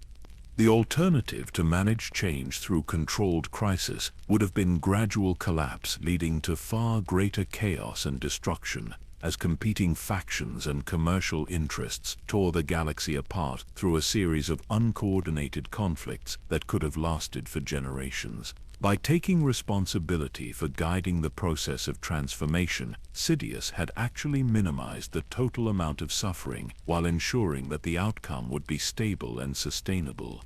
Anakin's response to these revelations demonstrated the complete success of years of careful psychological preparation. Rather than feeling betrayed or manipulated, he found himself impressed by the scope and sophistication of a plan that had required extraordinary patience and strategic vision to implement successfully. The fact that he had been unknowingly participating in this grand design did not diminish his respect for the intelligence and dedication that it represented. The moral complexities involved in judging such actions seemed less important than their practical effectiveness and ultimate purpose. If the goal was to create a more stable and efficient form of galactic government, and if the methods employed had proven successful in achieving that goal while minimizing unnecessary destruction, then perhaps traditional ethical frameworks were inadequate for evaluating decisions that operated on such a vast scale and extended across such long periods of time. The question that remained was not whether Sidious was right or wrong in his approach, but whether Anakin was prepared to accept the responsibilities and opportunities that came with understanding the true nature of their relationship. The knowledge of Plagueis's techniques offered a solution to his immediate crisis, while alliance with Sidious provided access to power and influence that could prevent similar tragedies in the future. But accepting these gifts would require abandoning the limitations and restrictions that had defined his identity as a Jedi Knight. He would need to embrace techniques and perspectives that his former masters had taught him to fear, while taking on roles and responsibilities that exceeded anything he had previously imagined possible. The choice was presented not as a decision between good and evil, but as a question of whether he was willing to transcend the narrow boundaries of conventional thinking in order to achieve objectives that were worthy of whatever sacrifices might be required. The Jedi Order had trained him to serve others and protect the innocent, goals that remained completely valid, even if the methods for achieving them needed to be expanded beyond traditional limitations.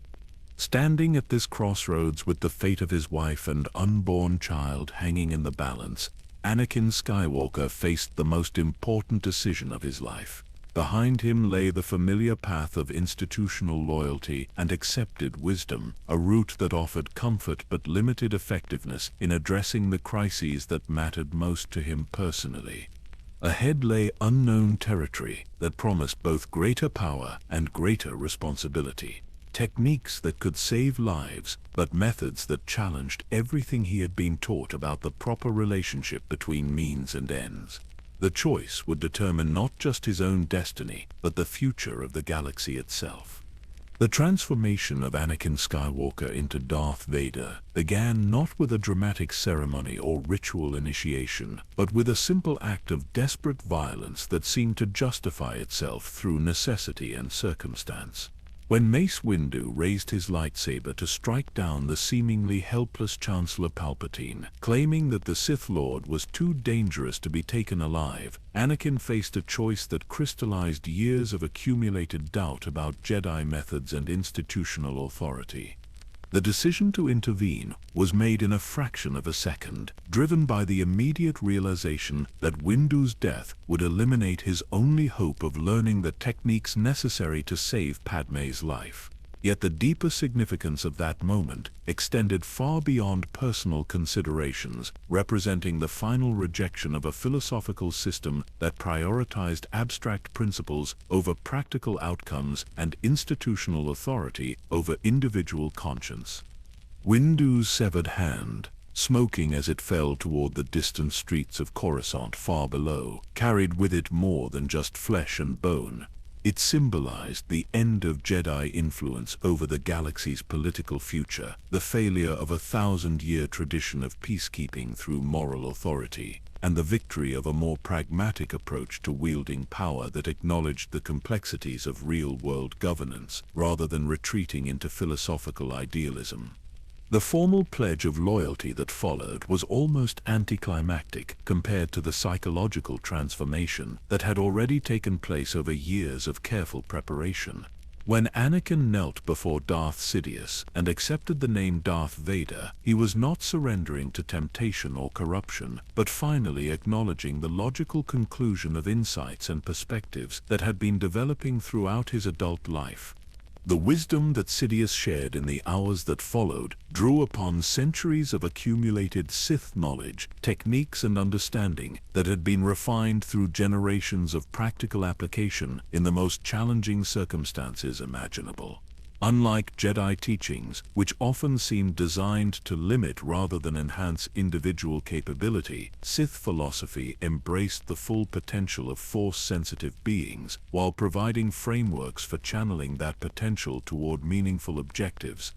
The first lessons involved not exotic powers or dramatic abilities, but subtle refinements in awareness and control that allowed access to aspects of the Force that Jedi training systematically avoided or suppressed. By embracing rather than fighting emotional responses to injustice, tragedy, and personal loss, a Force user could tap into energy sources that provided both greater power and clearer insight into the true nature of complex situations. The techniques for preserving life and preventing death that had originally attracted Vader's interest proved to be based on fundamental principles that extended far beyond medical applications. The same abilities that could manipulate midichlorians to repair damaged tissue could also enhance cognitive function, accelerate learning, and provide resistance to forms of physical and mental stress that would overwhelm ordinary beings. But perhaps most importantly, these powers came with responsibilities and opportunities that required a completely different approach to moral reasoning than anything Vader had encountered during his Jedi training. Rather than following predetermined rules or seeking approval from institutional authorities, he would need to develop the judgment and wisdom necessary to make decisions that affected the lives of countless beings without the comfort of established guidelines or the security of shared responsibility. The execution of Order 66 represented the practical application of these philosophical insights on a galactic scale, demonstrating both the effectiveness of long-term strategic planning and the necessity of decisive action when circumstances required fundamental change. The clone troopers who received and implemented the command were not betraying their Jedi commanders, but fulfilling their ultimate obligation to protect the Republic from enemies who had revealed themselves to be threats to galactic stability and democratic governance. Vader's role in the operation that followed was not that of a mindless enforcer or reluctant participant, but of a strategic leader who understood both the necessity and the tragedy of what was being accomplished. Each Jedi temple that was secured, each archive that was preserved or destroyed according to its contents, each individual who was eliminated or spared based on their potential value to the new order, all represented choices that required careful consideration of complex factors and competing priorities. The younglings in the temple presented perhaps the most emotionally challenging aspect of the entire operation. Yet their fate was determined not by cruelty or hatred, but by the practical impossibility of re-educating individuals who had been indoctrinated from early childhood with philosophical perspectives that made them fundamentally incompatible with the new governmental structure. The mercy shown in making their deaths quick and painless reflected Vader's understanding that unnecessary suffering served no constructive purpose, even when elimination was strategically necessary.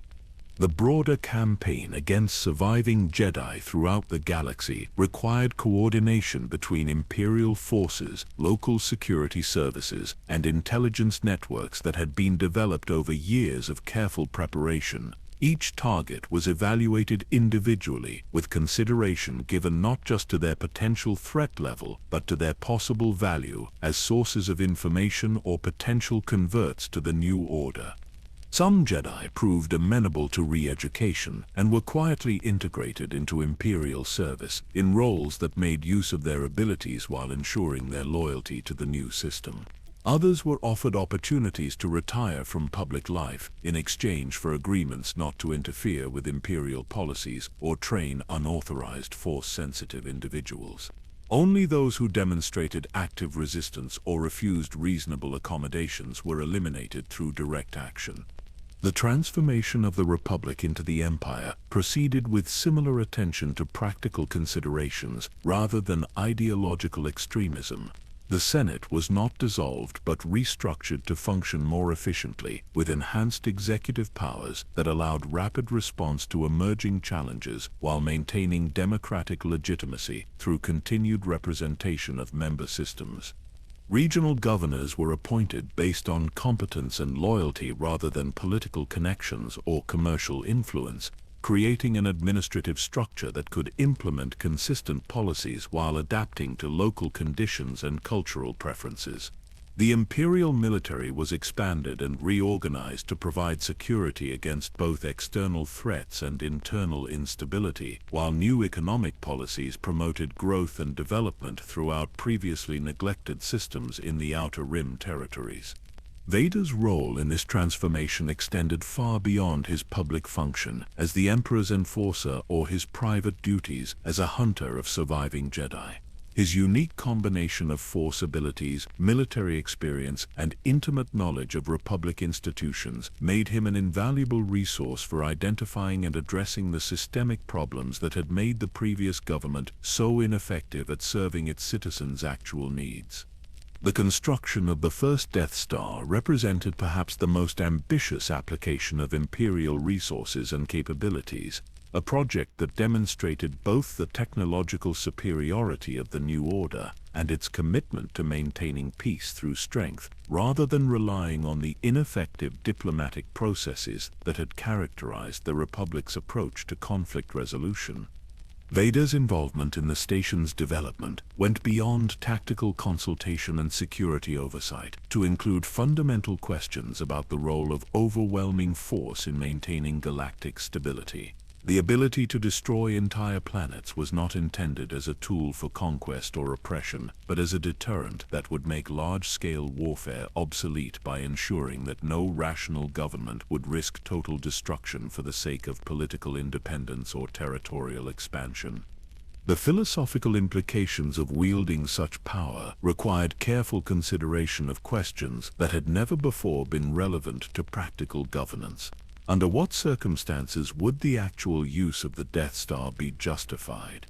How could the threat of planetary destruction be maintained credibly without creating the kind of fear and resentment that might destabilize the very order it was designed to protect? What safeguards were necessary to prevent the weapon from being used for personal or factional purposes rather than legitimate governmental objectives? These discussions took place in the highest levels of Imperial leadership, involving not just military and political considerations, but fundamental questions about the nature of authority, responsibility, and the proper relationship between power and justice. The Emperor's wisdom in these matters drew upon centuries of Sith philosophy and practical experience, while Vader's perspectives were shaped by his unique background as both a former Jedi and a military commander who had witnessed firsthand the costs of institutional failure. As the Empire consolidated its control over galactic civilization, the partnership between master and apprentice evolved into something that transcended their original relationship while maintaining its essential character. Sidious provided strategic vision and political wisdom accumulated over decades of careful study and planning, while Vader contributed operational expertise and the kind of tactical insight that could only come from direct experience in the most challenging circumstances. Together, they represented a form of leadership that combined the best elements of democratic responsiveness and authoritarian efficiency, creating a governmental structure that could adapt to changing circumstances while maintaining consistent policies and clear lines of authority.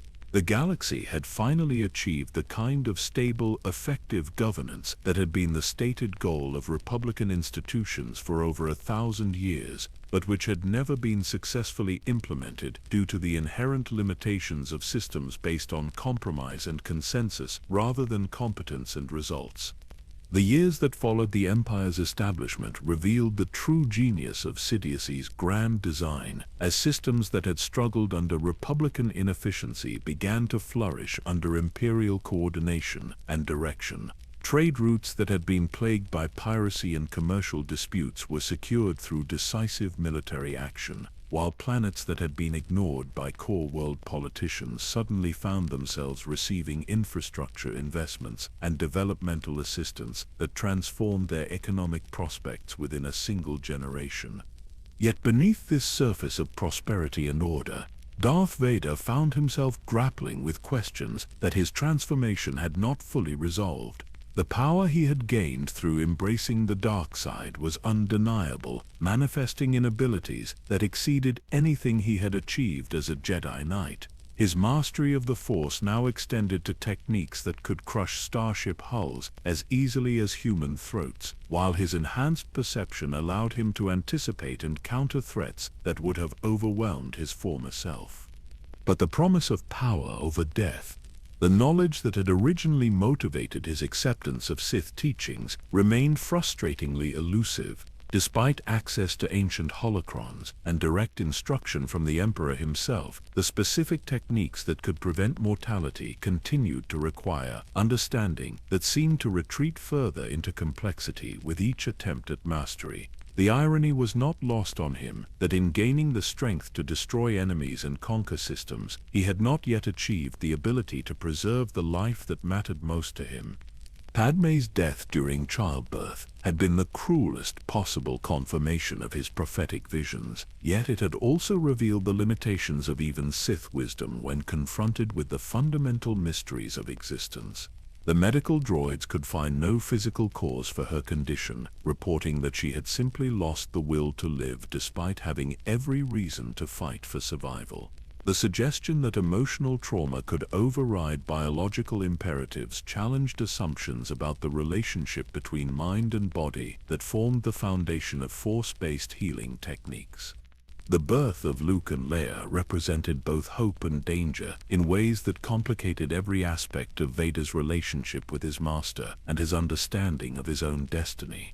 The children carried genetic potential that exceeded even his own considerable abilities, yet their existence also fulfilled prophecies that suggested they might eventually pose threats to the very order that he and Sidious had worked so hard to establish. The decision to separate the twins and hide their true parentage was presented as a temporary security measure, yet Vader recognized the deeper strategic considerations that made such arrangements necessary. If either child inherited his Force sensitivity while growing up outside Imperial influence, they could potentially become focal points for resistance movements that might otherwise lack the supernatural capabilities needed to challenge established authority effectively. Obi-Wan Kenobi's survival and subsequent guardianship of Luke added another layer of complexity to calculations that were already strained by competing loyalties and uncertain outcomes. Vader's former master represented unfinished business from multiple perspectives, embodying both personal betrayal and ideological opposition that demanded resolution. Yet direct action against Kenobi would likely expose Luke's location and identity, creating risks that might outweigh the satisfaction of settling old scores. The Emperor's awareness of these complications demonstrated the depth of his understanding regarding both human psychology and the broader patterns that governed galactic affairs. Rather than demanding immediate action or expressing impatience with emotional considerations that might appear to conflict with Imperial objectives, Sidious provided guidance that acknowledged the legitimacy of Vader's concerns while directing his attention toward more productive channels for addressing them. The construction projects that occupied much of the Empire's industrial capacity during this period served multiple purposes beyond their obvious military and administrative functions. The Death Star represented not just a weapon of unprecedented destructive capability, but a symbol of Imperial technological superiority that would discourage resistance through the simple demonstration of what organized resources and unified purpose could achieve when freed from the constraints of democratic debate and factional compromise. Vader's role in overseeing these developments required him to master skills that extended far beyond combat and force manipulation. The coordination of shipyards across dozens of star systems, the management of supply chains that spanned the galaxy, the resolution of technical problems that challenged the most brilliant engineers and scientists in Imperial service, all demanded the kind of administrative competence that his Jedi training had never addressed. Yet these responsibilities also provided opportunities for intellectual growth that proved surprisingly satisfying. The process of transforming abstract plans into functional systems required the same kind of creative problem-solving that had characterized his mechanical aptitudes as a child, while the scale of the projects offered challenges that matched his enhanced capabilities and ambitions. The rebellion that began to coalesce around stolen Death Star plans represented exactly the kind of predictable response that Sidious had anticipated from the beginning of his rise to power. Democratic ideologies created psychological needs for resistance to authority that persisted even when that authority was demonstrably more effective than the systems it had replaced. The fact that rebel leaders genuinely believed they were fighting for freedom and justice made their opposition no less dangerous, while their willingness to employ terrorism and sabotage demonstrated the moral flexibility that accompanied desperate circumstances. Princess Leia's capture above Tatooine created the precise configuration of events that Vader had been unconsciously preparing for since the twins' birth nearly 2 decades earlier. Her presence aboard the rebel vessel, combined with the stolen plans and the proximity to Obi-Wan's hiding place, suggested patterns of destiny that transcended mere coincidence or strategic planning.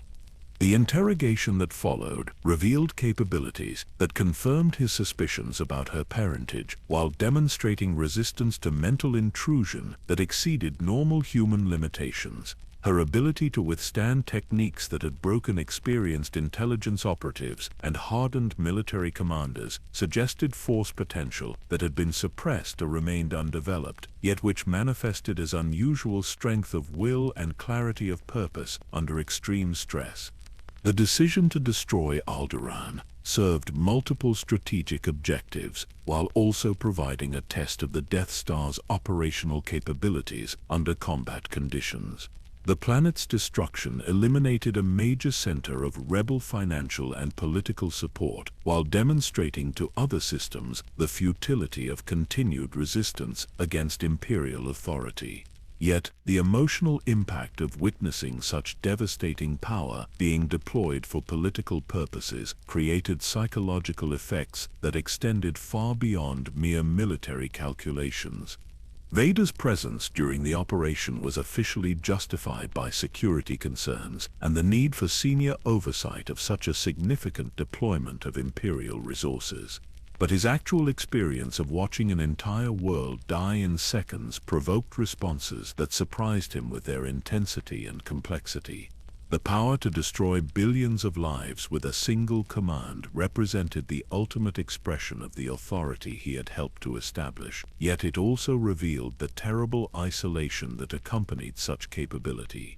The rescue of Princess Leia by Luke Skywalker and his companions introduced variables that transformed what should have been a straightforward pursuit operation into something far more significant. The young pilots demonstrated abilities during the infiltration of the Death Star, suggested training and natural talent that exceeded anything that should have been possible for someone of his apparent background and experience. The lightsaber duel with Obi-Wan that followed represented the resolution of conflicts that had shaped Vader's identity for over 20 years. Yet, rather than providing the satisfaction that revenge typically offered, his former master's willing acceptance of death created new questions about the nature of victory and the relationship between physical destruction and spiritual transcendence.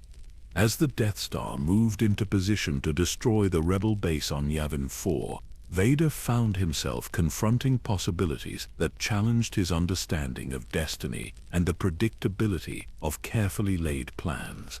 The presence of Luke among the attacking pilots, the young man's apparent ability to channel Force guidance without formal training, and the growing certainty that this confrontation had been orchestrated by forces that exceeded even the Emperor's considerable foresight, all suggested that the next phase of galactic history would require adaptations that had never been necessary before. The destruction of the Death Star above Yavin represented more than a military defeat or technological failure. In those final moments, as Luke Skywalker's proton torpedoes found their impossible target, through guidance that transcended normal piloting skills, the carefully constructed certainties that had governed Imperial strategy for over 2 decades began to unravel with implications that reached far beyond the immediate tactical situation.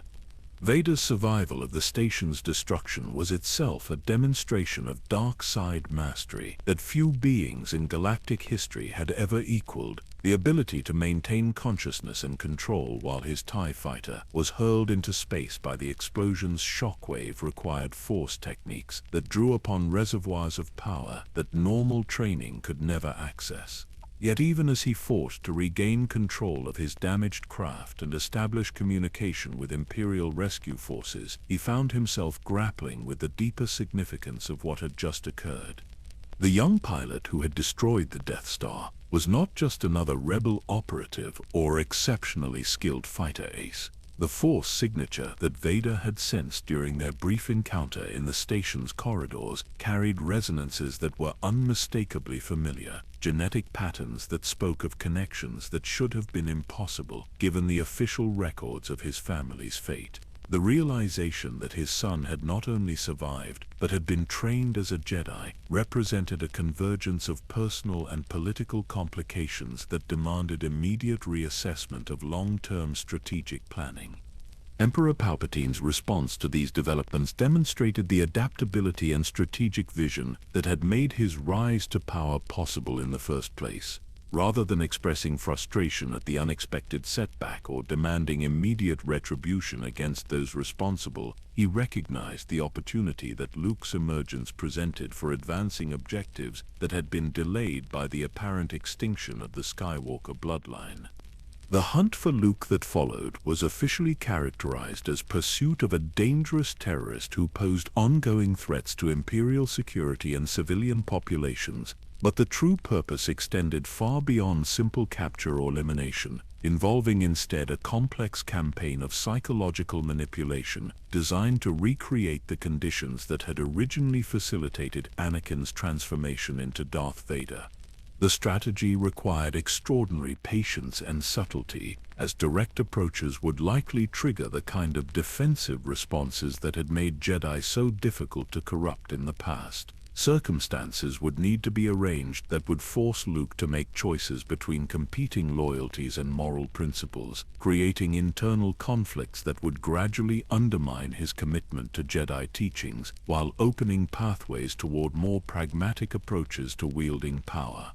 The revelation of Luke's parentage, carefully orchestrated during their confrontation in the carbon-freezing chamber beneath Cloud City, represented perhaps the most psychologically devastating truth that could be delivered under such circumstances.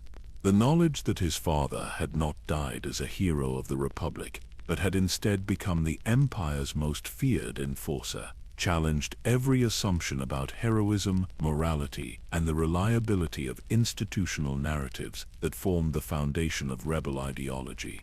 Vader's offer to join forces in overthrowing the Emperor and ruling the galaxy as father and son was not merely an attempt at recruitment, but a proposition that acknowledged the fundamental changes that Luke's existence had created in the political equation governing Imperial succession.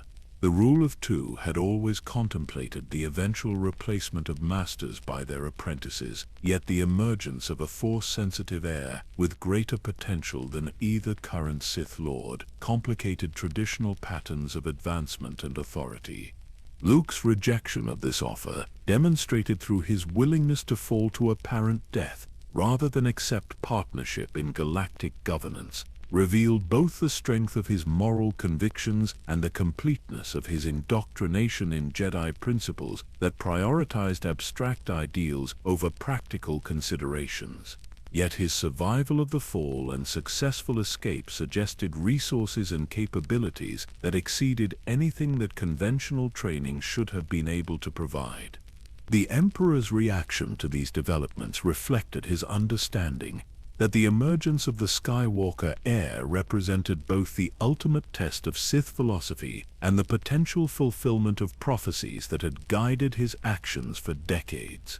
Rather than viewing Luke as simply another obstacle to be eliminated or converted, he recognized the young Jedi as the key to achieving a form of immortality that transcended even the biological manipulation techniques that had consumed Darth Plagueis's research. The construction of the second Death Star above Endor was designed to serve as the stage for a confrontation that would resolve the question of Skywalker succession, while demonstrating Imperial superiority over Rebel forces in the most decisive manner possible. The deliberate leak of information about the station's vulnerability was calculated to ensure that the Rebel alliance would commit its entire fleet to an attack that would result in either complete victory or total destruction. Luke's arrival on Endor and subsequent surrender to Imperial forces created the precise conditions that Palpatine had been orchestrating since the destruction of the first Death Star. The young Jedi's determination to redeem his father demonstrated both admirable loyalty and dangerous naivety about the realities of power and the nature of choices that could not be undone through good intentions or emotional appeals. The throne room confrontation that followed represented the culmination of plans that had been developing for over 40 years, bringing together all the key elements of Sith strategy and Jedi prophecy in a configuration that would determine the future of galactic civilization. The Emperor's apparent frailty and helplessness were carefully calculated performances designed to trigger protective instincts and moral responses that would override tactical caution and strategic thinking.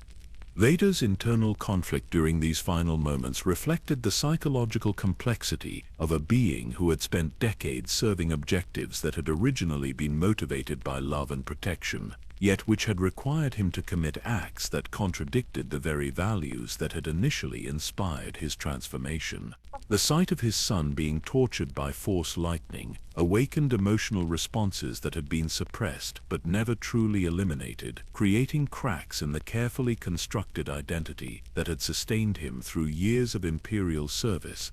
The decision to save Luke by destroying his master was not a sudden conversion or moment of redemption, but the logical conclusion of priorities that had remained consistent throughout his adult life. The power to protect those he loved had always been more important to him than institutional loyalty or ideological consistency, and when circumstances forced him to choose between these competing commitments, the outcome was perhaps more inevitable than surprising. The Emperor's death aboard the second Death Star represented the end of the most successful period of centralized galactic governance in recorded history, yet it also fulfilled prophecies and completed cycles that had been set in motion long before any of the immediate participants had been born. The balance that came to the Force through Vader's sacrifice was not simply the elimination of Sith influence, but the restoration of natural patterns that had been disrupted by centuries of manipulation and artificial control. As the Death Star's reactor core went critical, and the station began its final descent toward Endor's forest moon, Vader's last conversations with his son revealed the true nature of the transformation that had occurred during their confrontation. The return of Anakin Skywalker was not a matter of rejecting his identity as Darth Vader, but of integrating both aspects of his experience into an understanding that transcended the limited categories of light and dark that had governed Jedi and Sith philosophy for millennia.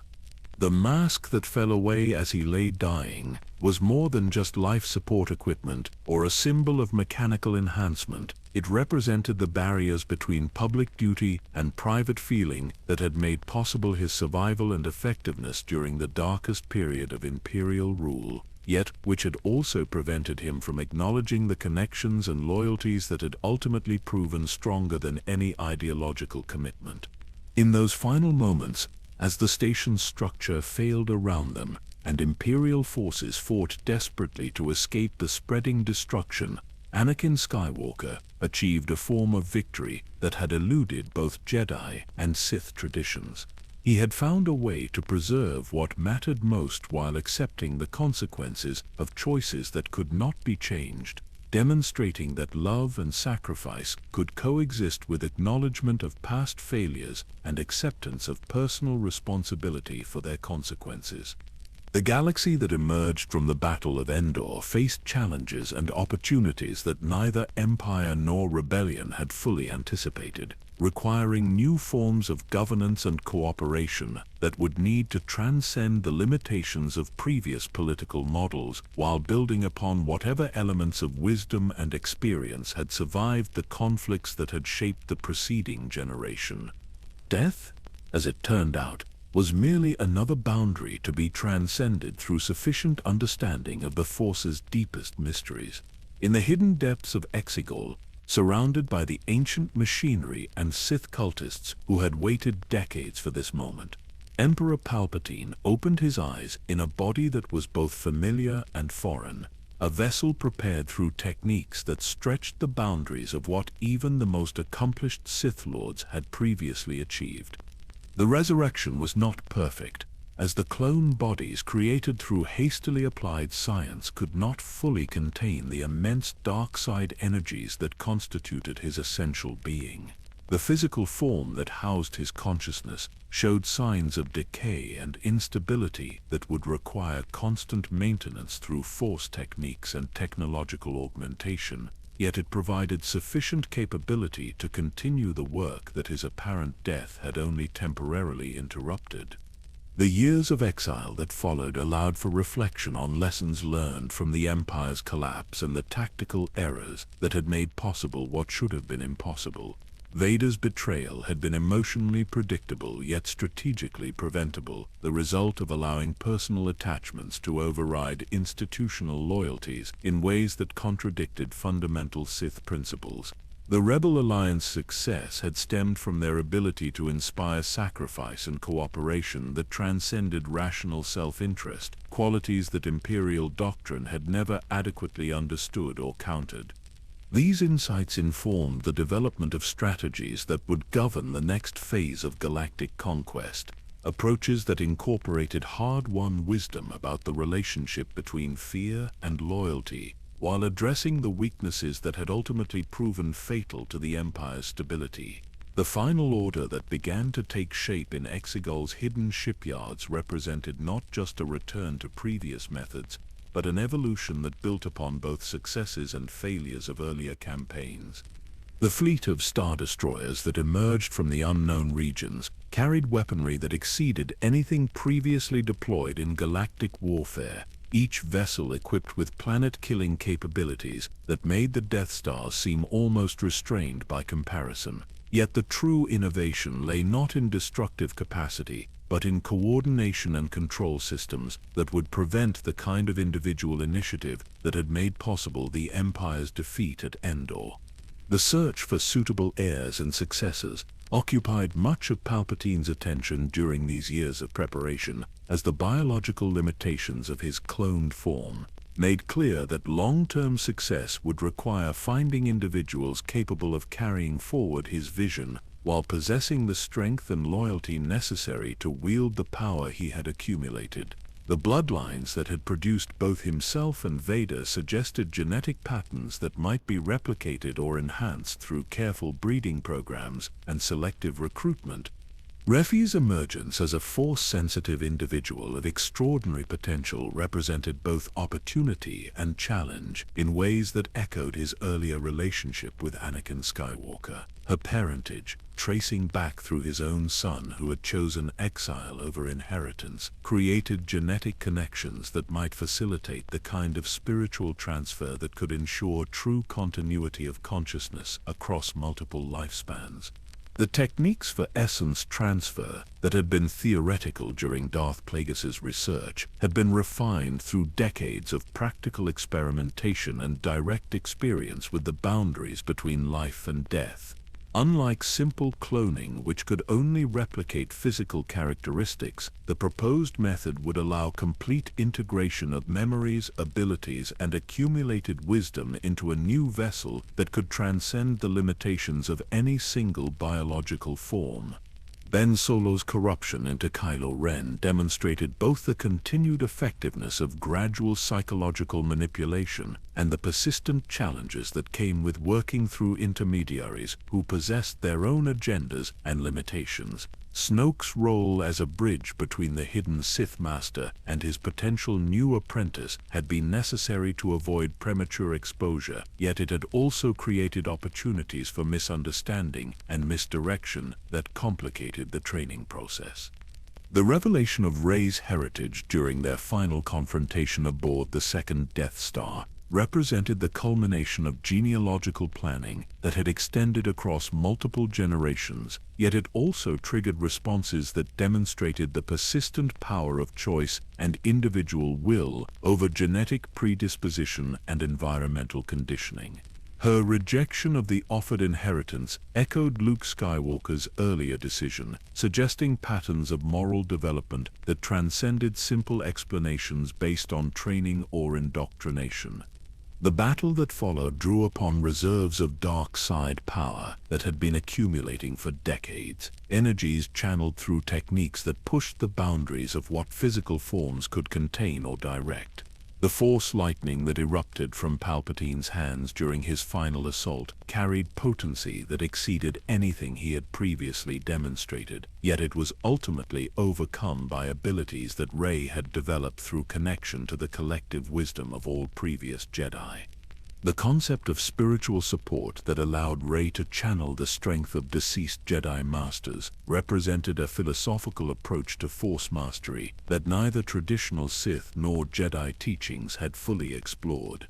Rather than drawing power from individual emotion or institutional authority, she accessed capabilities that emerged from willing cooperation and shared sacrifice, creating synergies that multiplied rather than simply accumulated individual contributions. Palpatine's final death was more complete than his previous apparent demise, involving not just the destruction of his physical form, but the dissipation of the dark side energies that had sustained his consciousness across multiple incarnations. The techniques that had enabled his resurrection proved insufficient to survive the combination of overwhelming Force feedback and the collapse of the technological infrastructure that had supported his extended existence. The destruction of the Final Order fleet above Exegol marked the end of Sith influence over galactic affairs in ways that went beyond simple military defeat or political change. The ancient cycle of master and apprentice, revenge and ambition, manipulation and betrayal that had driven Sith philosophy for millennia was finally broken through sacrifice and redemption that transformed rather than simply redirected the energies that had sustained it. Yet the galaxy that emerged from this final confrontation carried both the benefits and the burdens of the Imperial period, institutional changes and technological developments that could not be simply reversed or ignored. The infrastructure that had connected distant systems, the communication networks that had enabled coordination across vast distances, the industrial capabilities that had supported unprecedented construction projects, all remained as legacies that would shape whatever political arrangements succeeded the Empire's collapse. The New Republic that attempted to fill the governmental vacuum faced challenges that the rebellion had never been designed to address. requiring transition from revolutionary opposition to constructive administration in ways that tested the ideological foundations that had sustained resistance during the Empire's reign. The balance between individual freedom and collective security that had been resolved through imperial authoritarianism would need to be redefined through democratic processes that could account for the complex realities of galactic governance. The Jedi Order that Rey began to reconstruct faced similar challenges in adapting ancient traditions to contemporary circumstances that differed fundamentally from the conditions that had originally shaped those practices.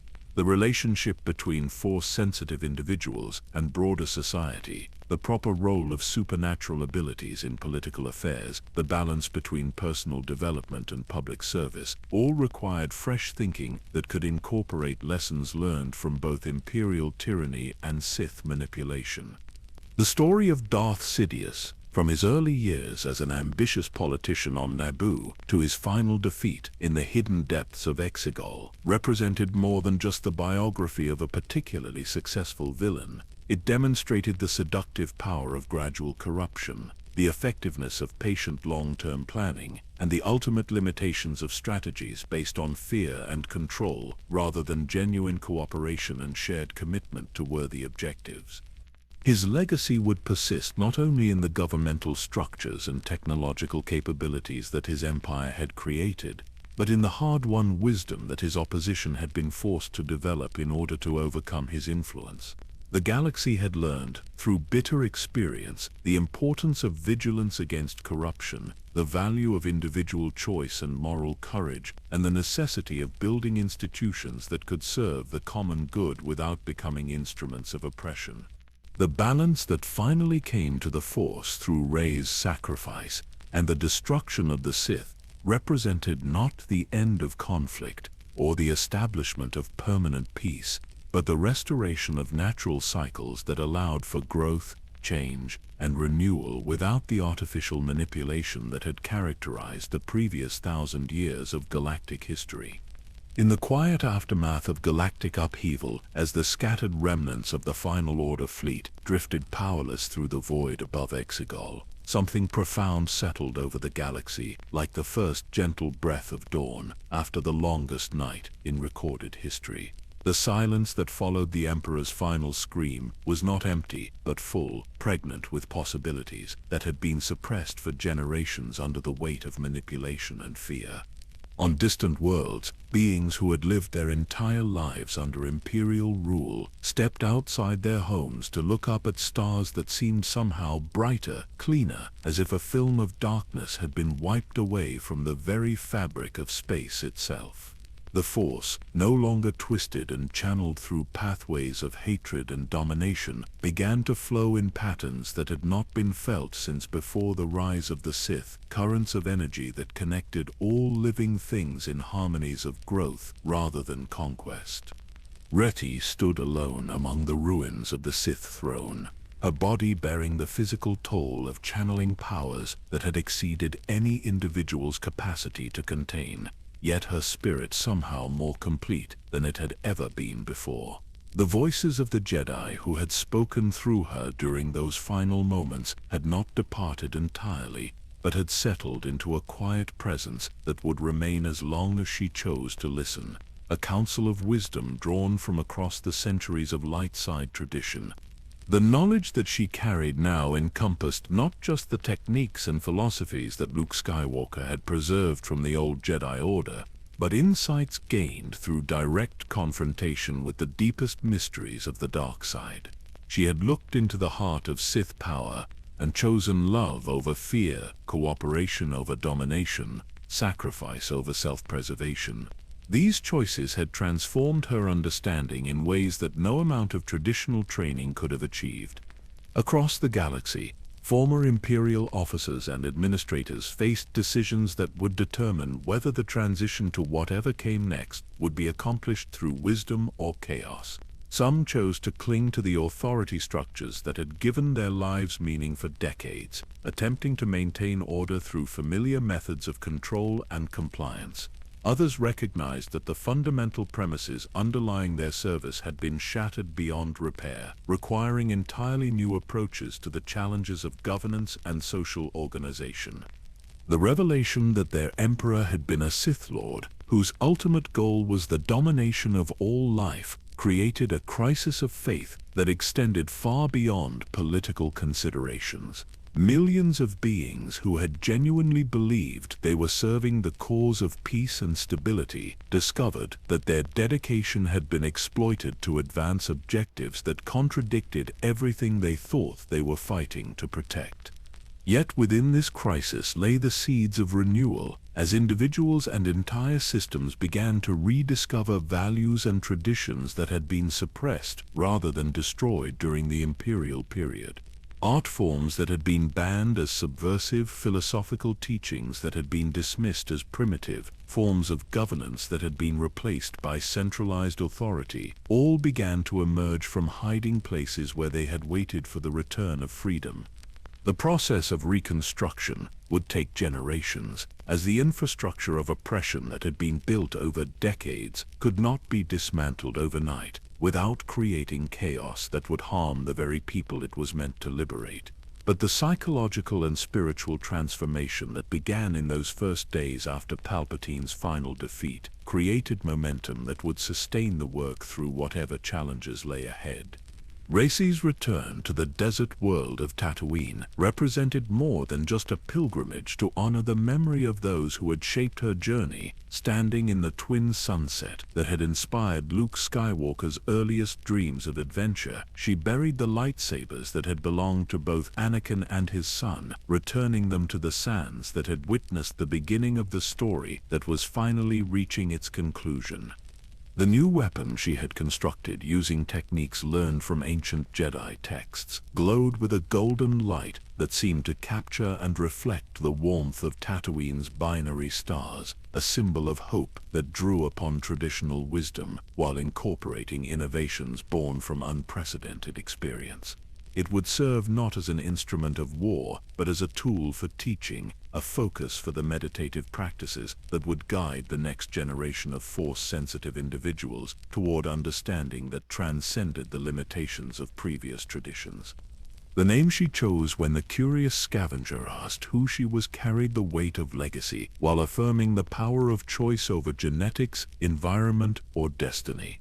Rey Skywalker had not been born into that lineage, but she had earned the right to claim it through sacrifice and service that honored the best aspects of what that name had come to represent throughout galactic history. In the years that followed, as new governments formed and dissolved, as trade routes were re-established and cultural exchanges resumed, as beings throughout the galaxy struggled to rebuild lives that had been shaped by conflict and oppression, the story of Darth Sidious gradually transformed from recent history into legend. Children who had never known imperial rule learned of his rise and fall as a cautionary tale about the seductive nature of power and the importance of remaining vigilant against corruption. Yet those who had lived through the events themselves understood that the lessons went deeper than simple morality tales or political warnings. The Emperor's success had stemmed not from supernatural evil or unique villainous capability, but from systematic exploitation of weaknesses that existed within democratic institutions and human nature itself. His defeat had required not just individual heroism, but collective commitment to principles that transcended personal advantage and immediate gratification. The balance that Rey brought to the Force was not a static condition, but a dynamic process that would require constant attention and renewal by each generation of those who could sense its presence. The patterns that had allowed Sith philosophy to flourish in secret for 1,000 years could emerge again if vigilance was relaxed, or if the hard-won wisdom of the imperial period was forgotten by those who had not experienced its consequences directly. But for now, in the gentle evening breeze that stirred the sands of Tatooine as Rey walked back toward the settlement where new stories were beginning, there was peace. Not the artificial calm imposed by overwhelming force or the exhausted quiet that followed devastation, but the deeper peace that came from understanding that the choices made by individuals could shape the destiny of entire civilizations. The stars that emerged in the darkening sky above the desert world shone down on a galaxy where beings could dream again of futures that they would have the freedom to create for themselves. And in that freedom, in those dreams, in the endless possibilities that stretched out like hyperspace routes connecting every world to every other world, the true victory over the darkness was finally complete. If you've enjoyed this journey through the shadows and complexities of galactic history, I'd be grateful if you'd consider subscribing for more deep dives into the stories that have shaped our understanding of courage, corruption, and the eternal struggle between light and darkness. And remember to check out Law Reverse for even more explorations into the mysteries that lie hidden within the worlds we love. Until next time, may the Force be with you always as you navigate whatever challenges and opportunities await in your own corner of this vast and wondrous universe. Sleep well, dream deeply, and remember that even in the darkest times, hope persists for those who choose to kindle its light.